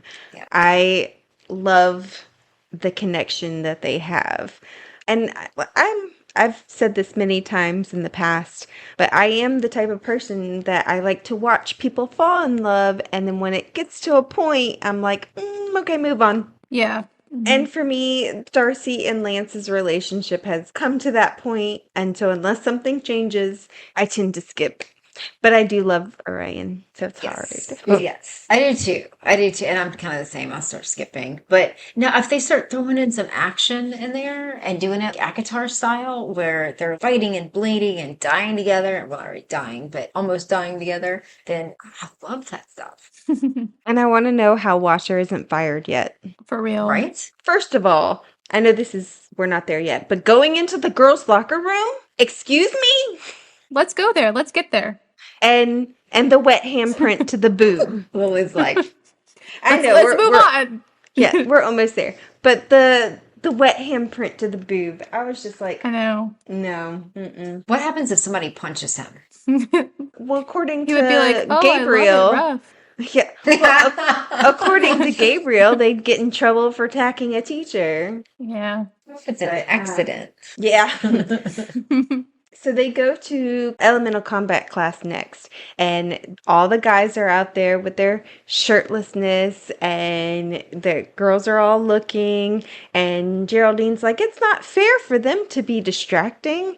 And Max is like, you can't pay me to put my clothes back on. She's like, what do you mean put your clothes back on? I'm taking my shirt off. I love that moment. And he's like, no, put your shirt back on. Put your shirt back on. He was like, wait, it's not fair anymore. I don't want people to see you. And Orion wears that friendship bracelet every damn day, religiously. They're adorable. They are so cute. Yeah. I just love Orion. Great character. Yeah. I will say this. They've been doing elemental combat class for how long now? Weeks, right? So there's this passage where Darcy is about to attack Seth, and she says, he yawned provocatively, then flexed his arms above his head, giving me an open target. If he was gonna be an idiot about it, I wasn't gonna miss the opportunity. That screams trap. I'm sorry. She's been in combat lessons for weeks and she hasn't realized that's a trap. I wanted to slap her. I She does seem- honestly didn't catch sorry, go that, ahead. so sorry. No, go ahead. Go ahead. I just said I honestly didn't catch that as a trap. I didn't think about it. Maybe I watched too much TV, but I'm just like, Yeah, didn't catch I was telling Jonas, I was like, she's like the Danny DeVito of the twins. Oh my god, what the fuck? What the fuck? What do you mean by that? Well, you know the movie Twins with Arnold Schwarzenegger and Danny DeVito, and they've mixed all the good stuff in him and all like the leftover crap in Danny DeVito. Oh, I didn't know that. Yeah. I don't agree, but also what the fuck? That's fucked up. so they also decide together that they are going to officially announce that they are going for the throne. Consequences? What do y'all think's gonna happen? I think in a different podcast episode, Christy said same shit, different day. Yeah.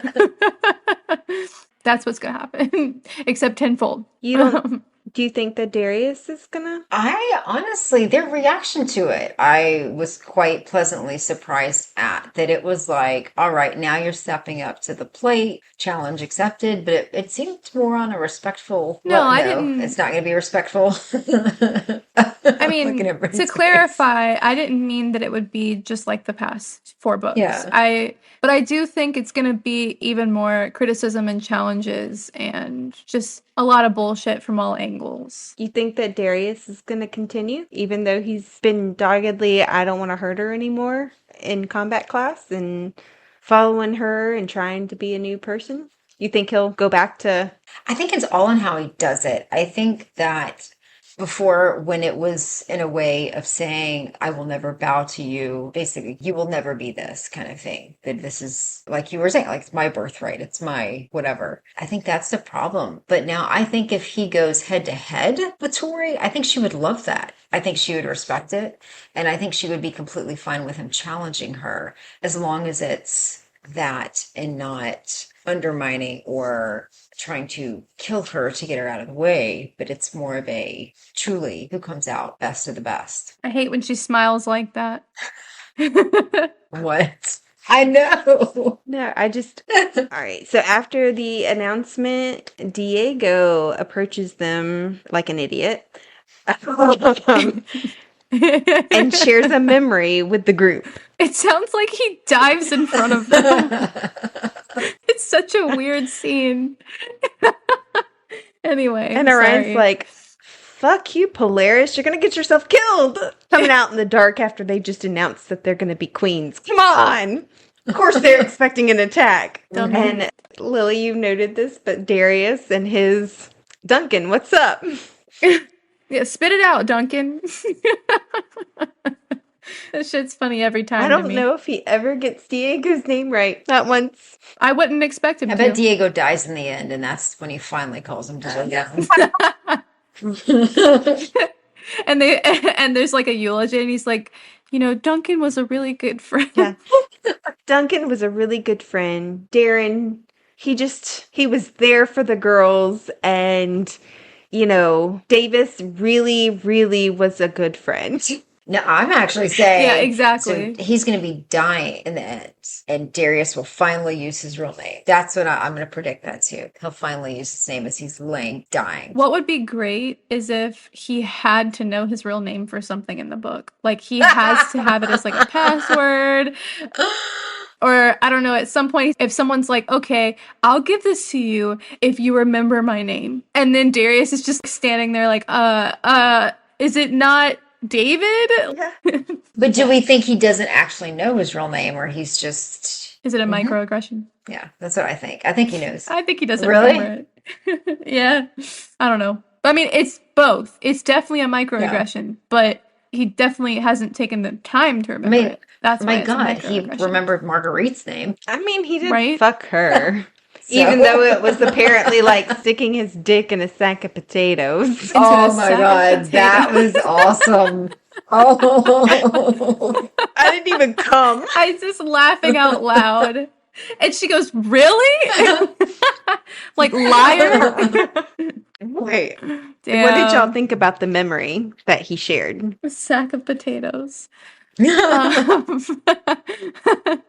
I thought that I wrote more about the memory. Where is it? No, I didn't. Maybe I'm crazy. That was the last episode, I think. Stars are against us. Yeah. They didn't Wait, I thought I did write more about didn't it. Did I not? translate that. I mean, I knew enough Spanish to understand it, but most of what they've been saying lately, he says something and then he repeats it in English. He did not Mm-hmm. translate that, which I'm okay with. Yeah, I think that's fine. I just thought it was interesting that they didn't translate it, so I put it in the notes just in case you guys didn't catch it. Because I was like, he said the stars are against us, which is fair. Yeah, and I But really go agree ahead. with that. I really agree. Can the stars be infiltrated What do you mean? either by the shadows or just by someone's dark magic? Could they be infiltrated and influenced? So they're like little gods in the sky. They have their own personalities and they want to present themselves as neutral. But are people actually neutral? No. Okay. Okay, so they could be just fucking with people. It's not like... So the stars really aren't for what's best for Solaria. They're looking at what shits and giggles for the day. It Debatable. depends. Could be I both. mean, the majority of them could be going for what's best, but then that star over there might be like, fuck the Vegas. Fuck the Acruxes. I'm mad. So the other stars couldn't regulate. It's not like a democracy. Who knows? Do you know? I might. Okay. Do you know? I think what I thought I had put in our notes, which I don't see here, I thought that I put that Clara and Lionel on the hill with hundreds of nymphs just furthers what we had talked about before, about them being able to control the nymphs. But we already discussed that mostly. Lionel finally has his army of nymphs. But that brings up something. Clara puts her shadows and then she takes control of the nymphs. So does that mean that she can control all nymphs just naturally, or does she have to put her shadows in them first to control them. And why would they be following Clara just because she's the Shadow Princess? She's not, I mean, she's a fae. She's their mortal enemy. She's not a nymph. I assumed that because she had the shadow power that they followed her for that reason. And they want the power. So if she can overtake the Fae kingdom, then that's a lot of power coming to the nymphs, right? If she allows it. That's a lot of trust to put in your mortal enemy. I don't know if the nymphs do a whole lot of brain thinking. I don't know if she's their enemy anymore. Or at all. Yeah, I think she's one of them. Yeah. One of them. I think so too. Yeah. If their phoenix fire can burn through the shadow dark walls in Catalina's brain, does that mean?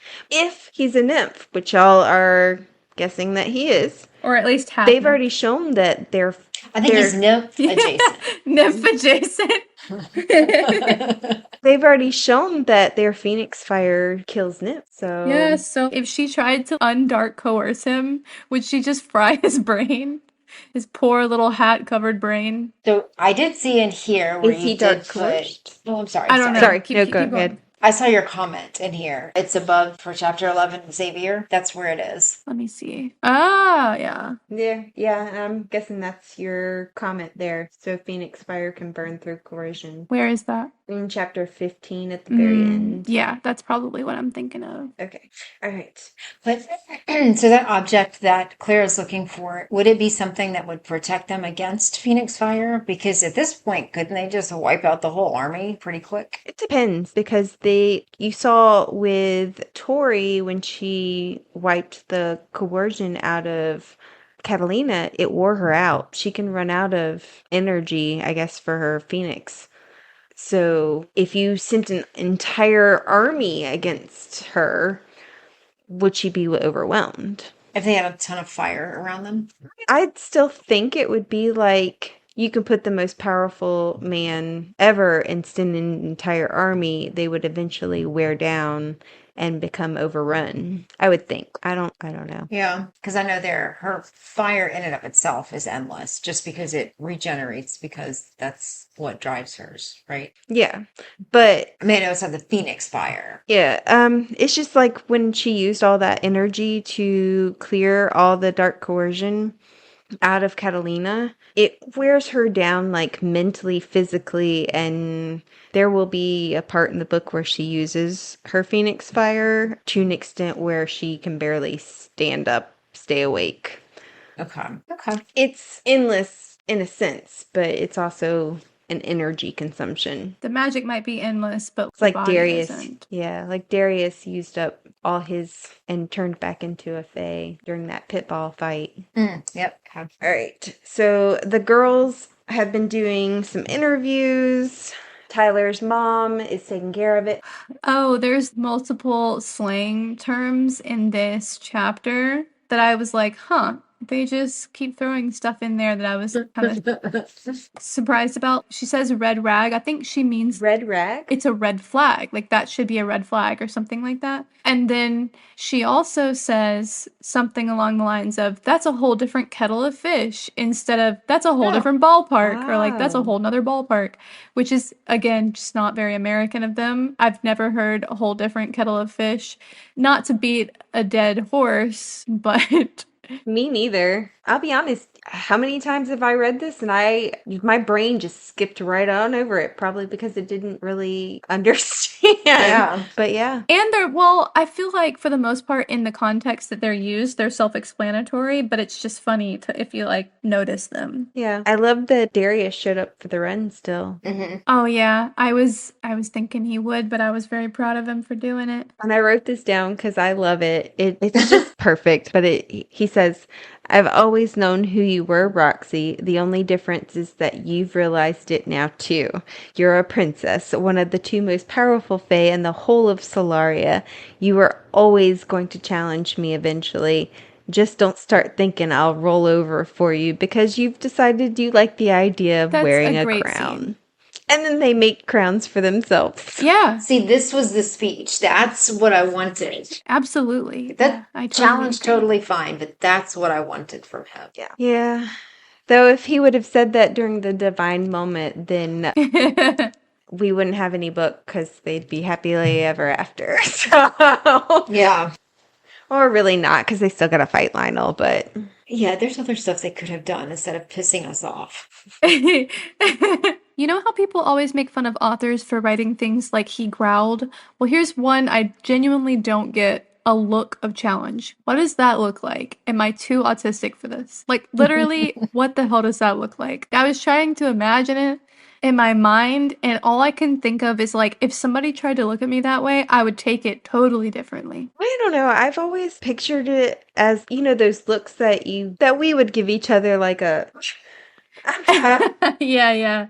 Yeah, like a, But those are, I don't know if they're challenges. But in the moment that I'm reading, this is, I think the reason I wrote this tangent is we move on to what you have written as the craziness of the orb in this chapter. And I think at some point she exchanges a look with someone. I think it might be Darius, I'm not sure. And it's supposed to be like a subtle look.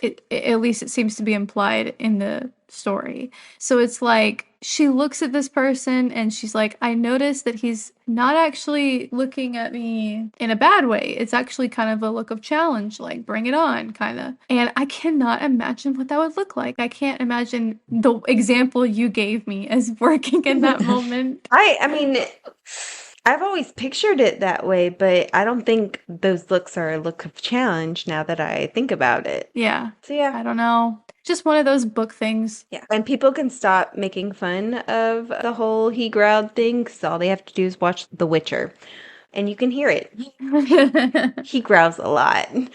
Is that with that Henry Cavill? Yeah. Okay. Well, not Henry Cavill anymore. Yeah, not him anymore, which Oh. they replaced him with somebody else because he went on to do a different project. But I'm pretty sure the whole show is now shutting down anyway because it didn't work out. But yeah, what a shame that he left because people really loved him. Oh, really? Mm-hmm. Yeah. Okay. I never really, he's not my type, I guess, but I could listen to him all day and it'd be fine. I agree with you, Brittany. So Tori is thinking about, she's having this communication with Catalina.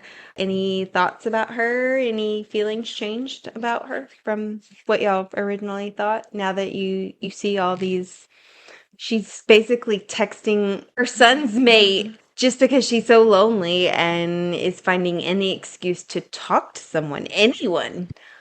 Is that in the next chapter or the next one we haven't started on yet? She kind of just glances over it, but Tori's like, yeah, she's been texting me, and half the things that she says aren't even remotely about She just needs a what friend. they should be about. It's been so long since she's probably spoken to someone normally. And I love that it's Tori that she's talking to because of how strong Tori is. I think Catalina will latch on to that in a good way to kind of drag her back to, I don't know, I hope she ends up being a badass. Yeah, I noted that I was like, oh, so this is why you kept pointing her out. What do you guys think about Catalina? Like, I don't know.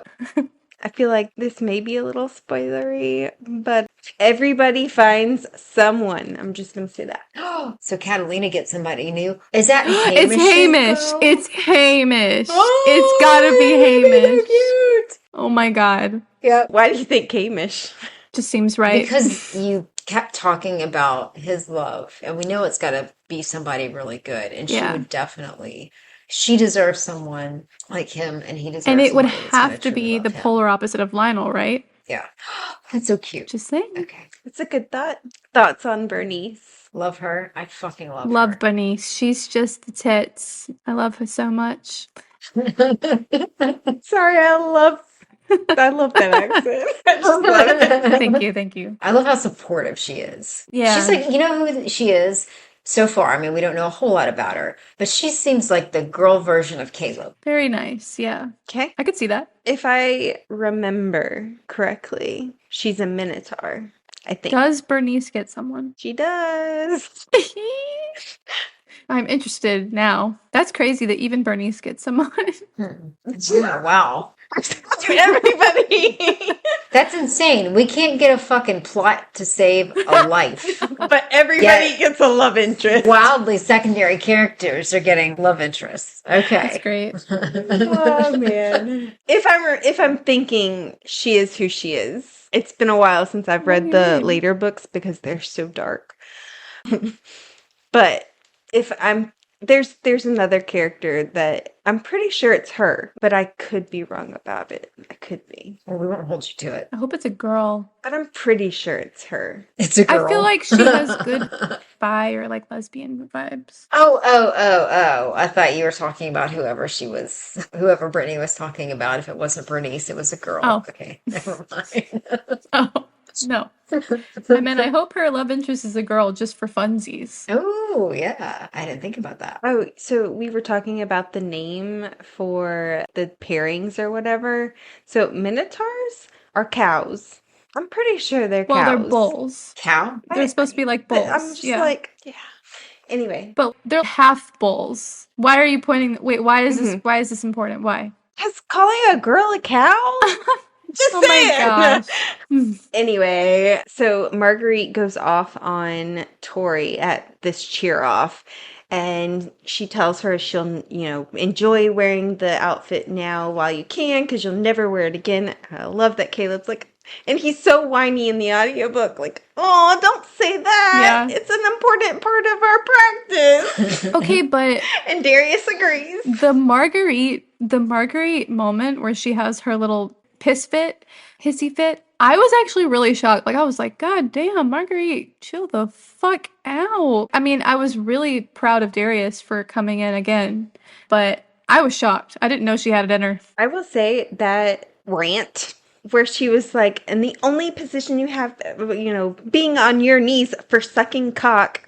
I was like, you couldn't think of a different way to say that? I felt like that Shocked. part was awkward. Everything else was, yeah. Oh, that was the part where I was the- like, wow, I can't believe she went there, like, took it to an extent. I mean, I can, but I can't. It's just the wording of Yeah. it that was awkward to me.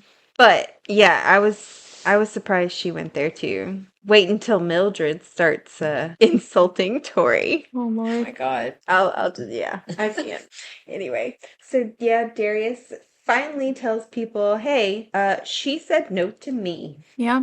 And yeah, he's like, and I've already told you once, and I don't need to tell you again. Shut the fuck up. Lay off my mate.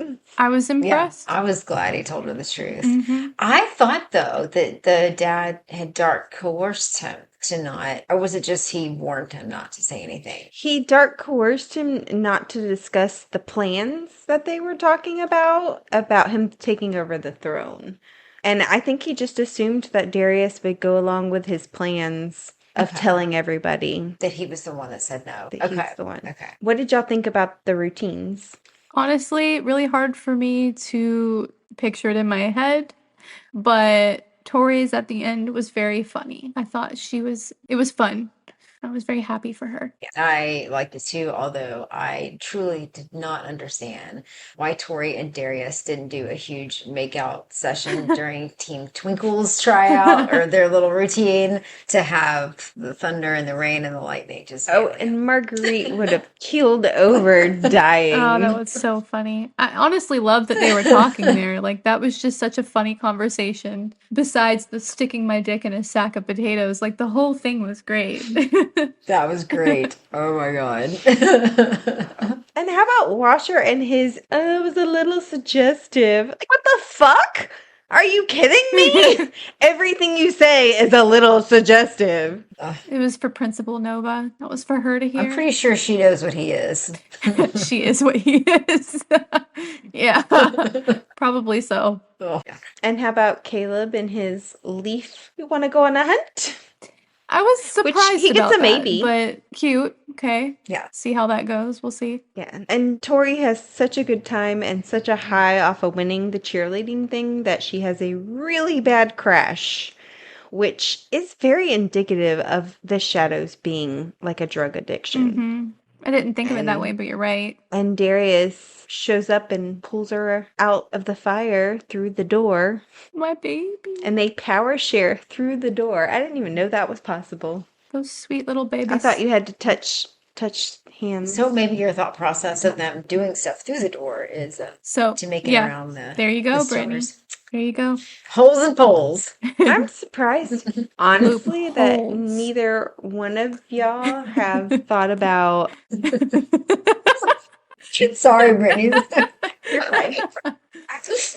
I'm surprised that neither one of y'all, and I didn't either, so I'm not saying that y'all should have, but they're starting this relationship over, essentially. So shouldn't they get to know each other first? I mean, I thought of that, but I didn't think of it as like a starting over. I feel like they've got an extra step before that happens. I think there's got to be a Trust. little bit of trust, a friendship first. Yeah. And then we move into that courting kind of thing. If they can't be in the same room without people or can't touch each other, how are they supposed to develop a friendship? I mean, people do it all the time online. Yeah, they have phones. Facebook. They've already flirted through the phone, so it's like it's just one more step to get them going. And they can be friends. They can be around each other as long as they're in a group and they're not touching. So they could still work together as like a Scooby gang and through that build a friendship. Maybe. Flocka. Y'all said what I wanted you to say, so. All right. So Orion kept his sister's things. And in his things, there is a journal that isn't quite his sister's. But we'll talk more on that later. Well, let's talk about... No, I want to go back to that. Okay. Does Orion not fucking pay attention for shit?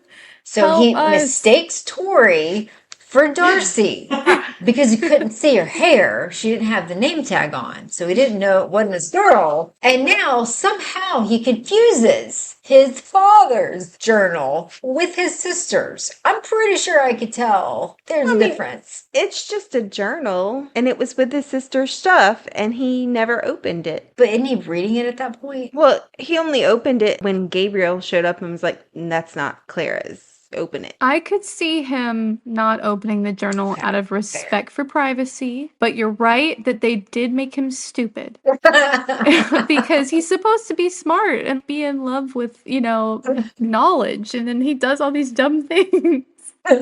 Although, to be fair, if he didn't open the journal, then I could maybe get it. But I thought he opened it and read it, and I was like, how the fuck do you not tell? No, he said that he never opened it. He's like, all her secrets are hers, even beyond the grave. Oh, hell no. I would be able to have some popcorn and Coke. I know, right? Like, especially if it's somebody I love and be like, I need to know them more. Yeah, I'd be reading it.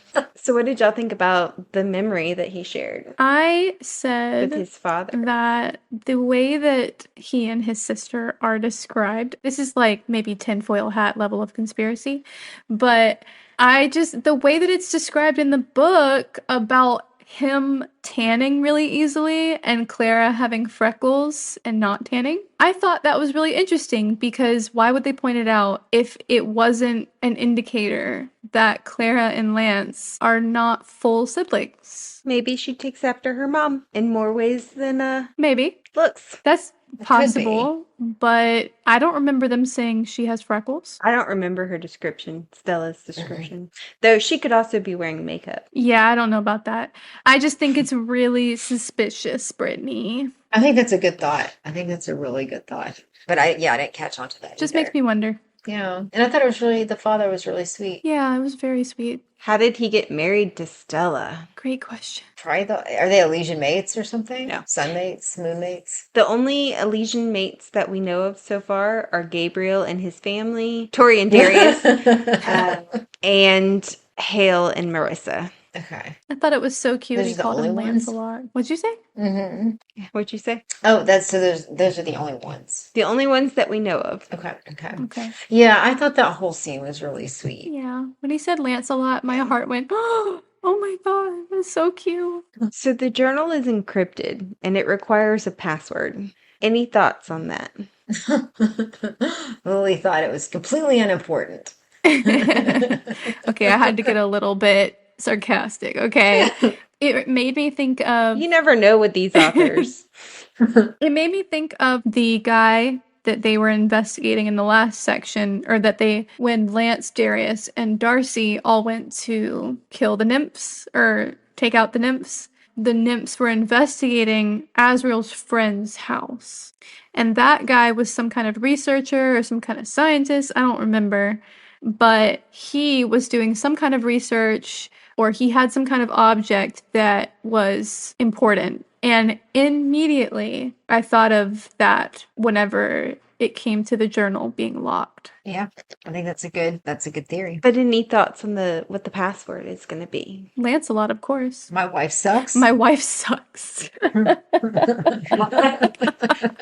She does suck a lot. Unfortunately. But not in the way I like. Just the wrong cock. Oh, no. But yeah, that was absolutely my thought too, was that it was going to be Lancelot. Yeah. Else why mention that memory? So I thought it was kind of obvious. Cute. So it is Lancelot. I didn't say that. Kind of did. I didn't say that. I'm just sharing that was my thought. And that I felt like, why mention it? I think that ship has sailed. Oh, really? Do you have any thoughts on this journal other than Orion being stupid? When did he die? Their father. Like, at what point did he die? When Orion was young, he's not old, but he was in high school, I think. Before Clara. Or younger, because he said that he had to lie to his fellow students about what happened. Mm-hmm. Okay. So, and I guess why I'm asking is to see lining that up with the Savage King and his change of heart versus... He died after the Savage King. Okay, so he would have seen the change of heart and he would have seen Lionel's reaction to that. Potentially. Okay. But he's been working for the Lionel family for a while. Do you think that he would care if Lionel changed? Maybe he saw everything the way Stella sees everything. Maybe he noted everything. Is that their proof that they're going to end up using to prove that? It's a good thought. Yeah. All right. Gabriel shows up and he's like, by the way, dude, I know about this illegal relationship you've been having. Didn't we know that before? He hinted at it, but he never outright said it. I never said it to Orion.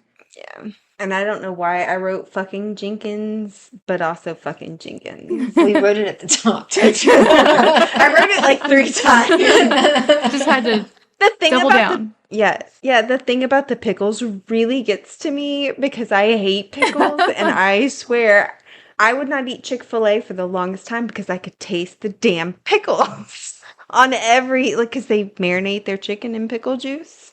I could taste it. And people were like, no, you're crazy. No, I can fucking taste it. They do marinate it in pickle juice, I'm pretty sure. That's like the way you make Nashville hot chicken and stuff like that. Mm-hmm. My cousin used to work there. They do. And I was like, that's why I don't like their chicken. I mean, I still can't eat their nuggets, but I can eat their sandwich now. I don't know if they changed something, but mostly I just like their chicken biscuit.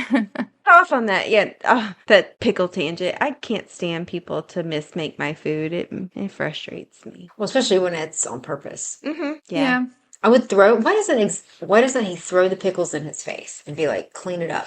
He should. Lick it. But then he'd probably run to Lionel and be like, your son was mean to me. I hope he beats his ass. Right. So Orion attacks Lionel after realizing that Lionel's fucking his sister. I think I would too. Me too. I think I would have shot him, and I don't even like guns. Yeah. I'd carry a gun for Lionel. I felt Make like me that a was card-carrying bit like... conservative. Oh, right. Sorry. Go buy me an automatic weapon. Oh, my Lord. Wow. Sorry, that was funny. What were you saying, Christy? Oh my God. I don't know if I want to follow that up.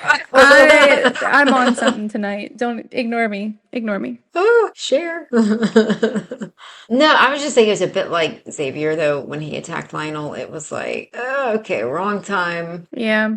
wrong place. I know it's his sister, though, but His it'd be sister crazy. that he thought was dead. And I mean, she was fucking him before. How did he not? Orion I don't know. is Maybe it's because it's dumb. his sister and he wouldn't think about No, that. I'm just kidding.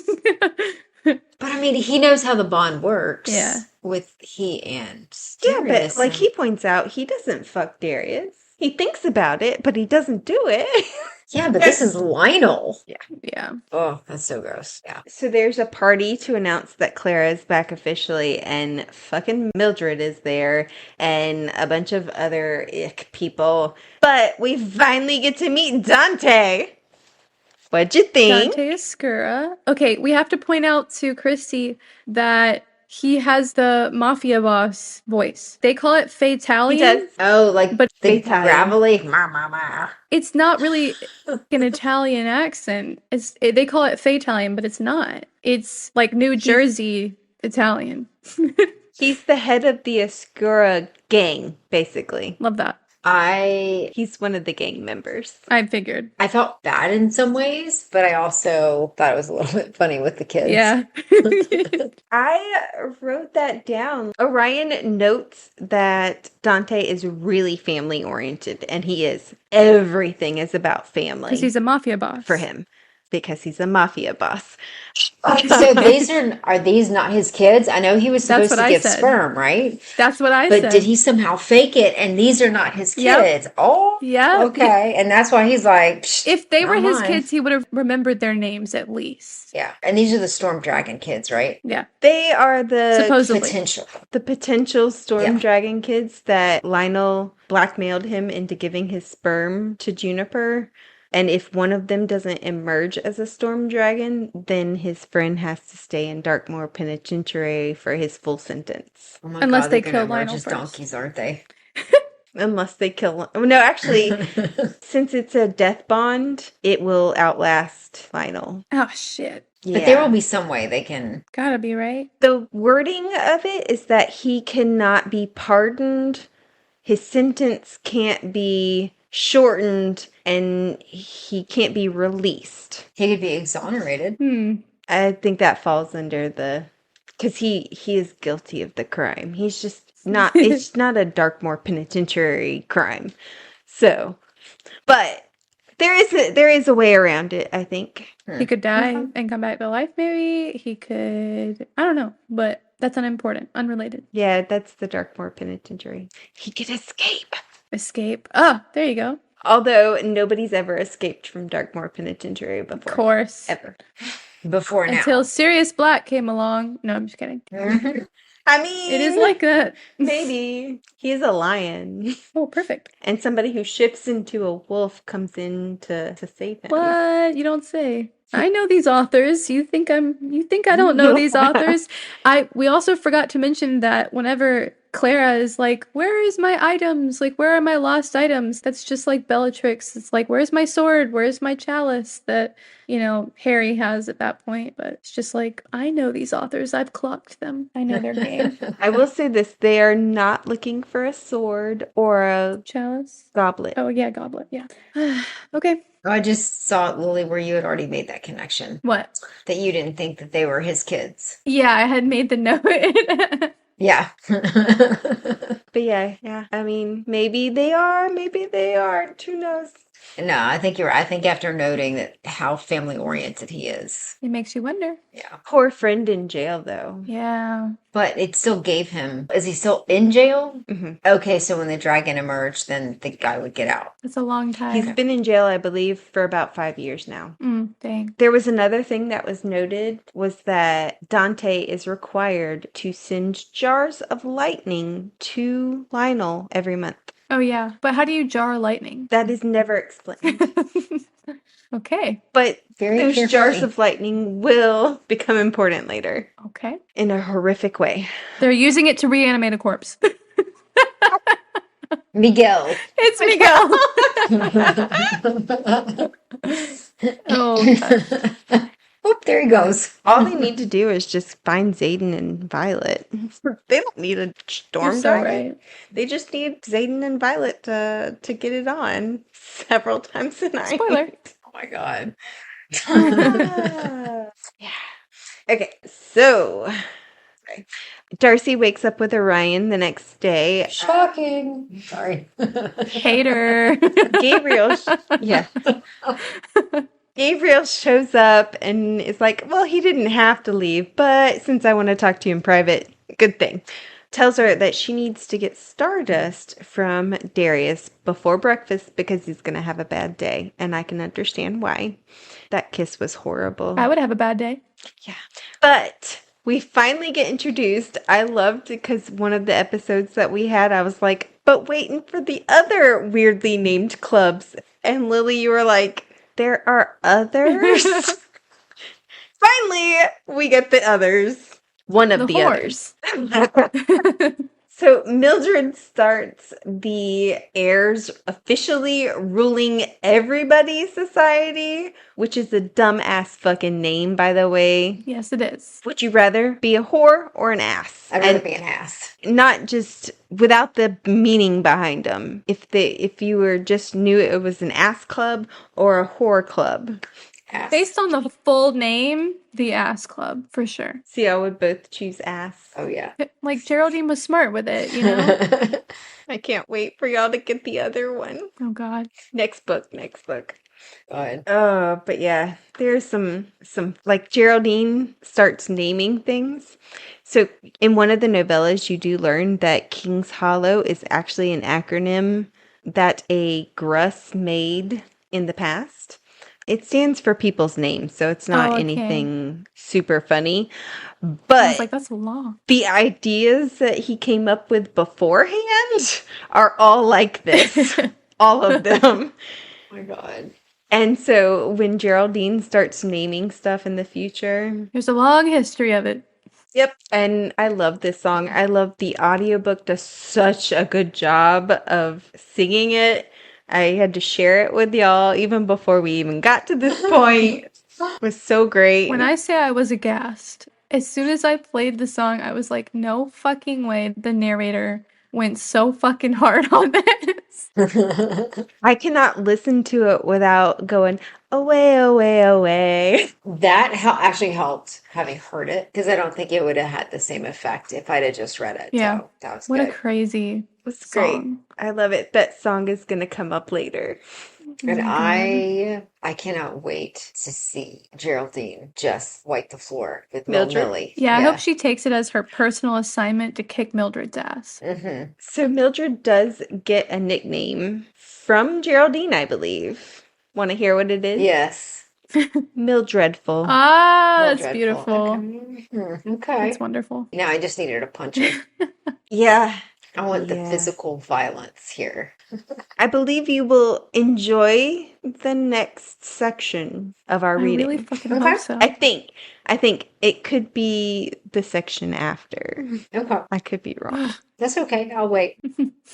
So yeah, Dante and Orion are talking about the upcoming pitball match against Aurora Academy. And his cousin, does he say his cousin? I forget their relationship because they're more like siblings or even father-daughter.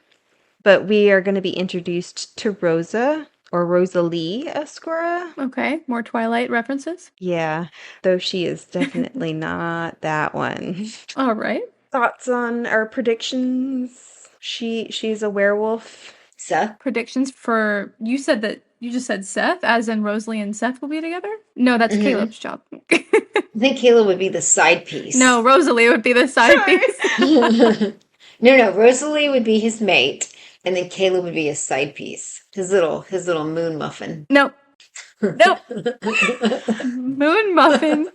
I can't with you. Caleb is his mate. Rosalie can be the fun on the side. Rosalie is not the type of person who is okay with being on the side. I'll just say that. She is definitely an alpha. Oh, so they're gonna fight. But that also is what Seth needs, isn't it? He has to have somebody that can hold I her own. reject this hypothesis. Or his own. I'm sorry, Christy. We could do like a plan B. Sorry, when you said plan B, all I could think of was the pregnancy, Aw. the contraception. Oh my God. Yeah. Okay, Rosalie's plan B. Fine. Caleb is A. Yes. Okay, what if they could have babies and have little vamp pups? Little Cute, vamp Debbie. pups. Generally, Vamp pups. You get one order. You get one order, and you might carry over some characteristics, but either they'll be vampires or werewolves. Right. So Yeah, it but could in be my like world, they're vampires. Again, reject that hypothesis. Any predictions for this next section? Any hopes about what you want to see? I want to see more from Tory and Darius. I want to see them talking, like conversations, not passing glances. Yep, I'm 100% on board with that. Yeah, not the snarky comments or anything, but real, actual conversations. The fun snarky is good. Yeah, and I would love to see more Darcy and Darius too. Darcy and Darius? Mm-hmm. I will tell you this. You are going to get more Darcy and Darius. Yay, that makes me happy. I think I'd also like to see the heirs in their research mode, especially yeah. with Max and Geraldine, but all four of them too. That'd be fun. Absolutely. You will get that too. Yay! Sort of. This is where Caleb and Seth will start to, work together, and then their relationship becomes more, and then they're like, oh, what if we did the hunt together again? And then it becomes, and then it snowballs. It just So happens. I'm pretty sure, 99% sure that upcoming is Seth and Max's birthday party. Oh my goodness. So what is Caleb gonna give Seth? My God, I just remembered his birthday present to Seth. Caleb's? Yeah. Is it gonna be a dick Is and he down? like, I didn't get you anything. I'll give you whatever you want. I'll give you a coupon. It is not a coupon. Oh, Is it close? it's something that Seth won't shut up about in the future. Let's Look just me say that. in the eye and tell me it's not a kiss or something. Yeah, it It's not has a to kiss be. or something. Stop it. I think she's She's lying. I lying. think it has to be. She's lying. Yes, because if he won't shut up about it, Exactly. yeah, he won't. Or he already won't shut up about the threesome. Exactly. Yeah. There's something Thank else you, he won't Christy. shut up about, though, now, too. About the chasing thing? The hunt? I think you talking about Seth or Caleb. Seth, I assume. Trying to remember if he actually. I think it's in the boy's point of view. Are you talking about Oh, Seth? Yeah. Okay. Yeah. So I don't know if y'all got it. fair. So then that one has no bearing on this one because it's in the boy's point of view. Correct. So it has to be the kiss. Like it's something romantic. I'm ready. I think it's a very romantic gift. I mean, it shows honestly that Caleb really thought this out.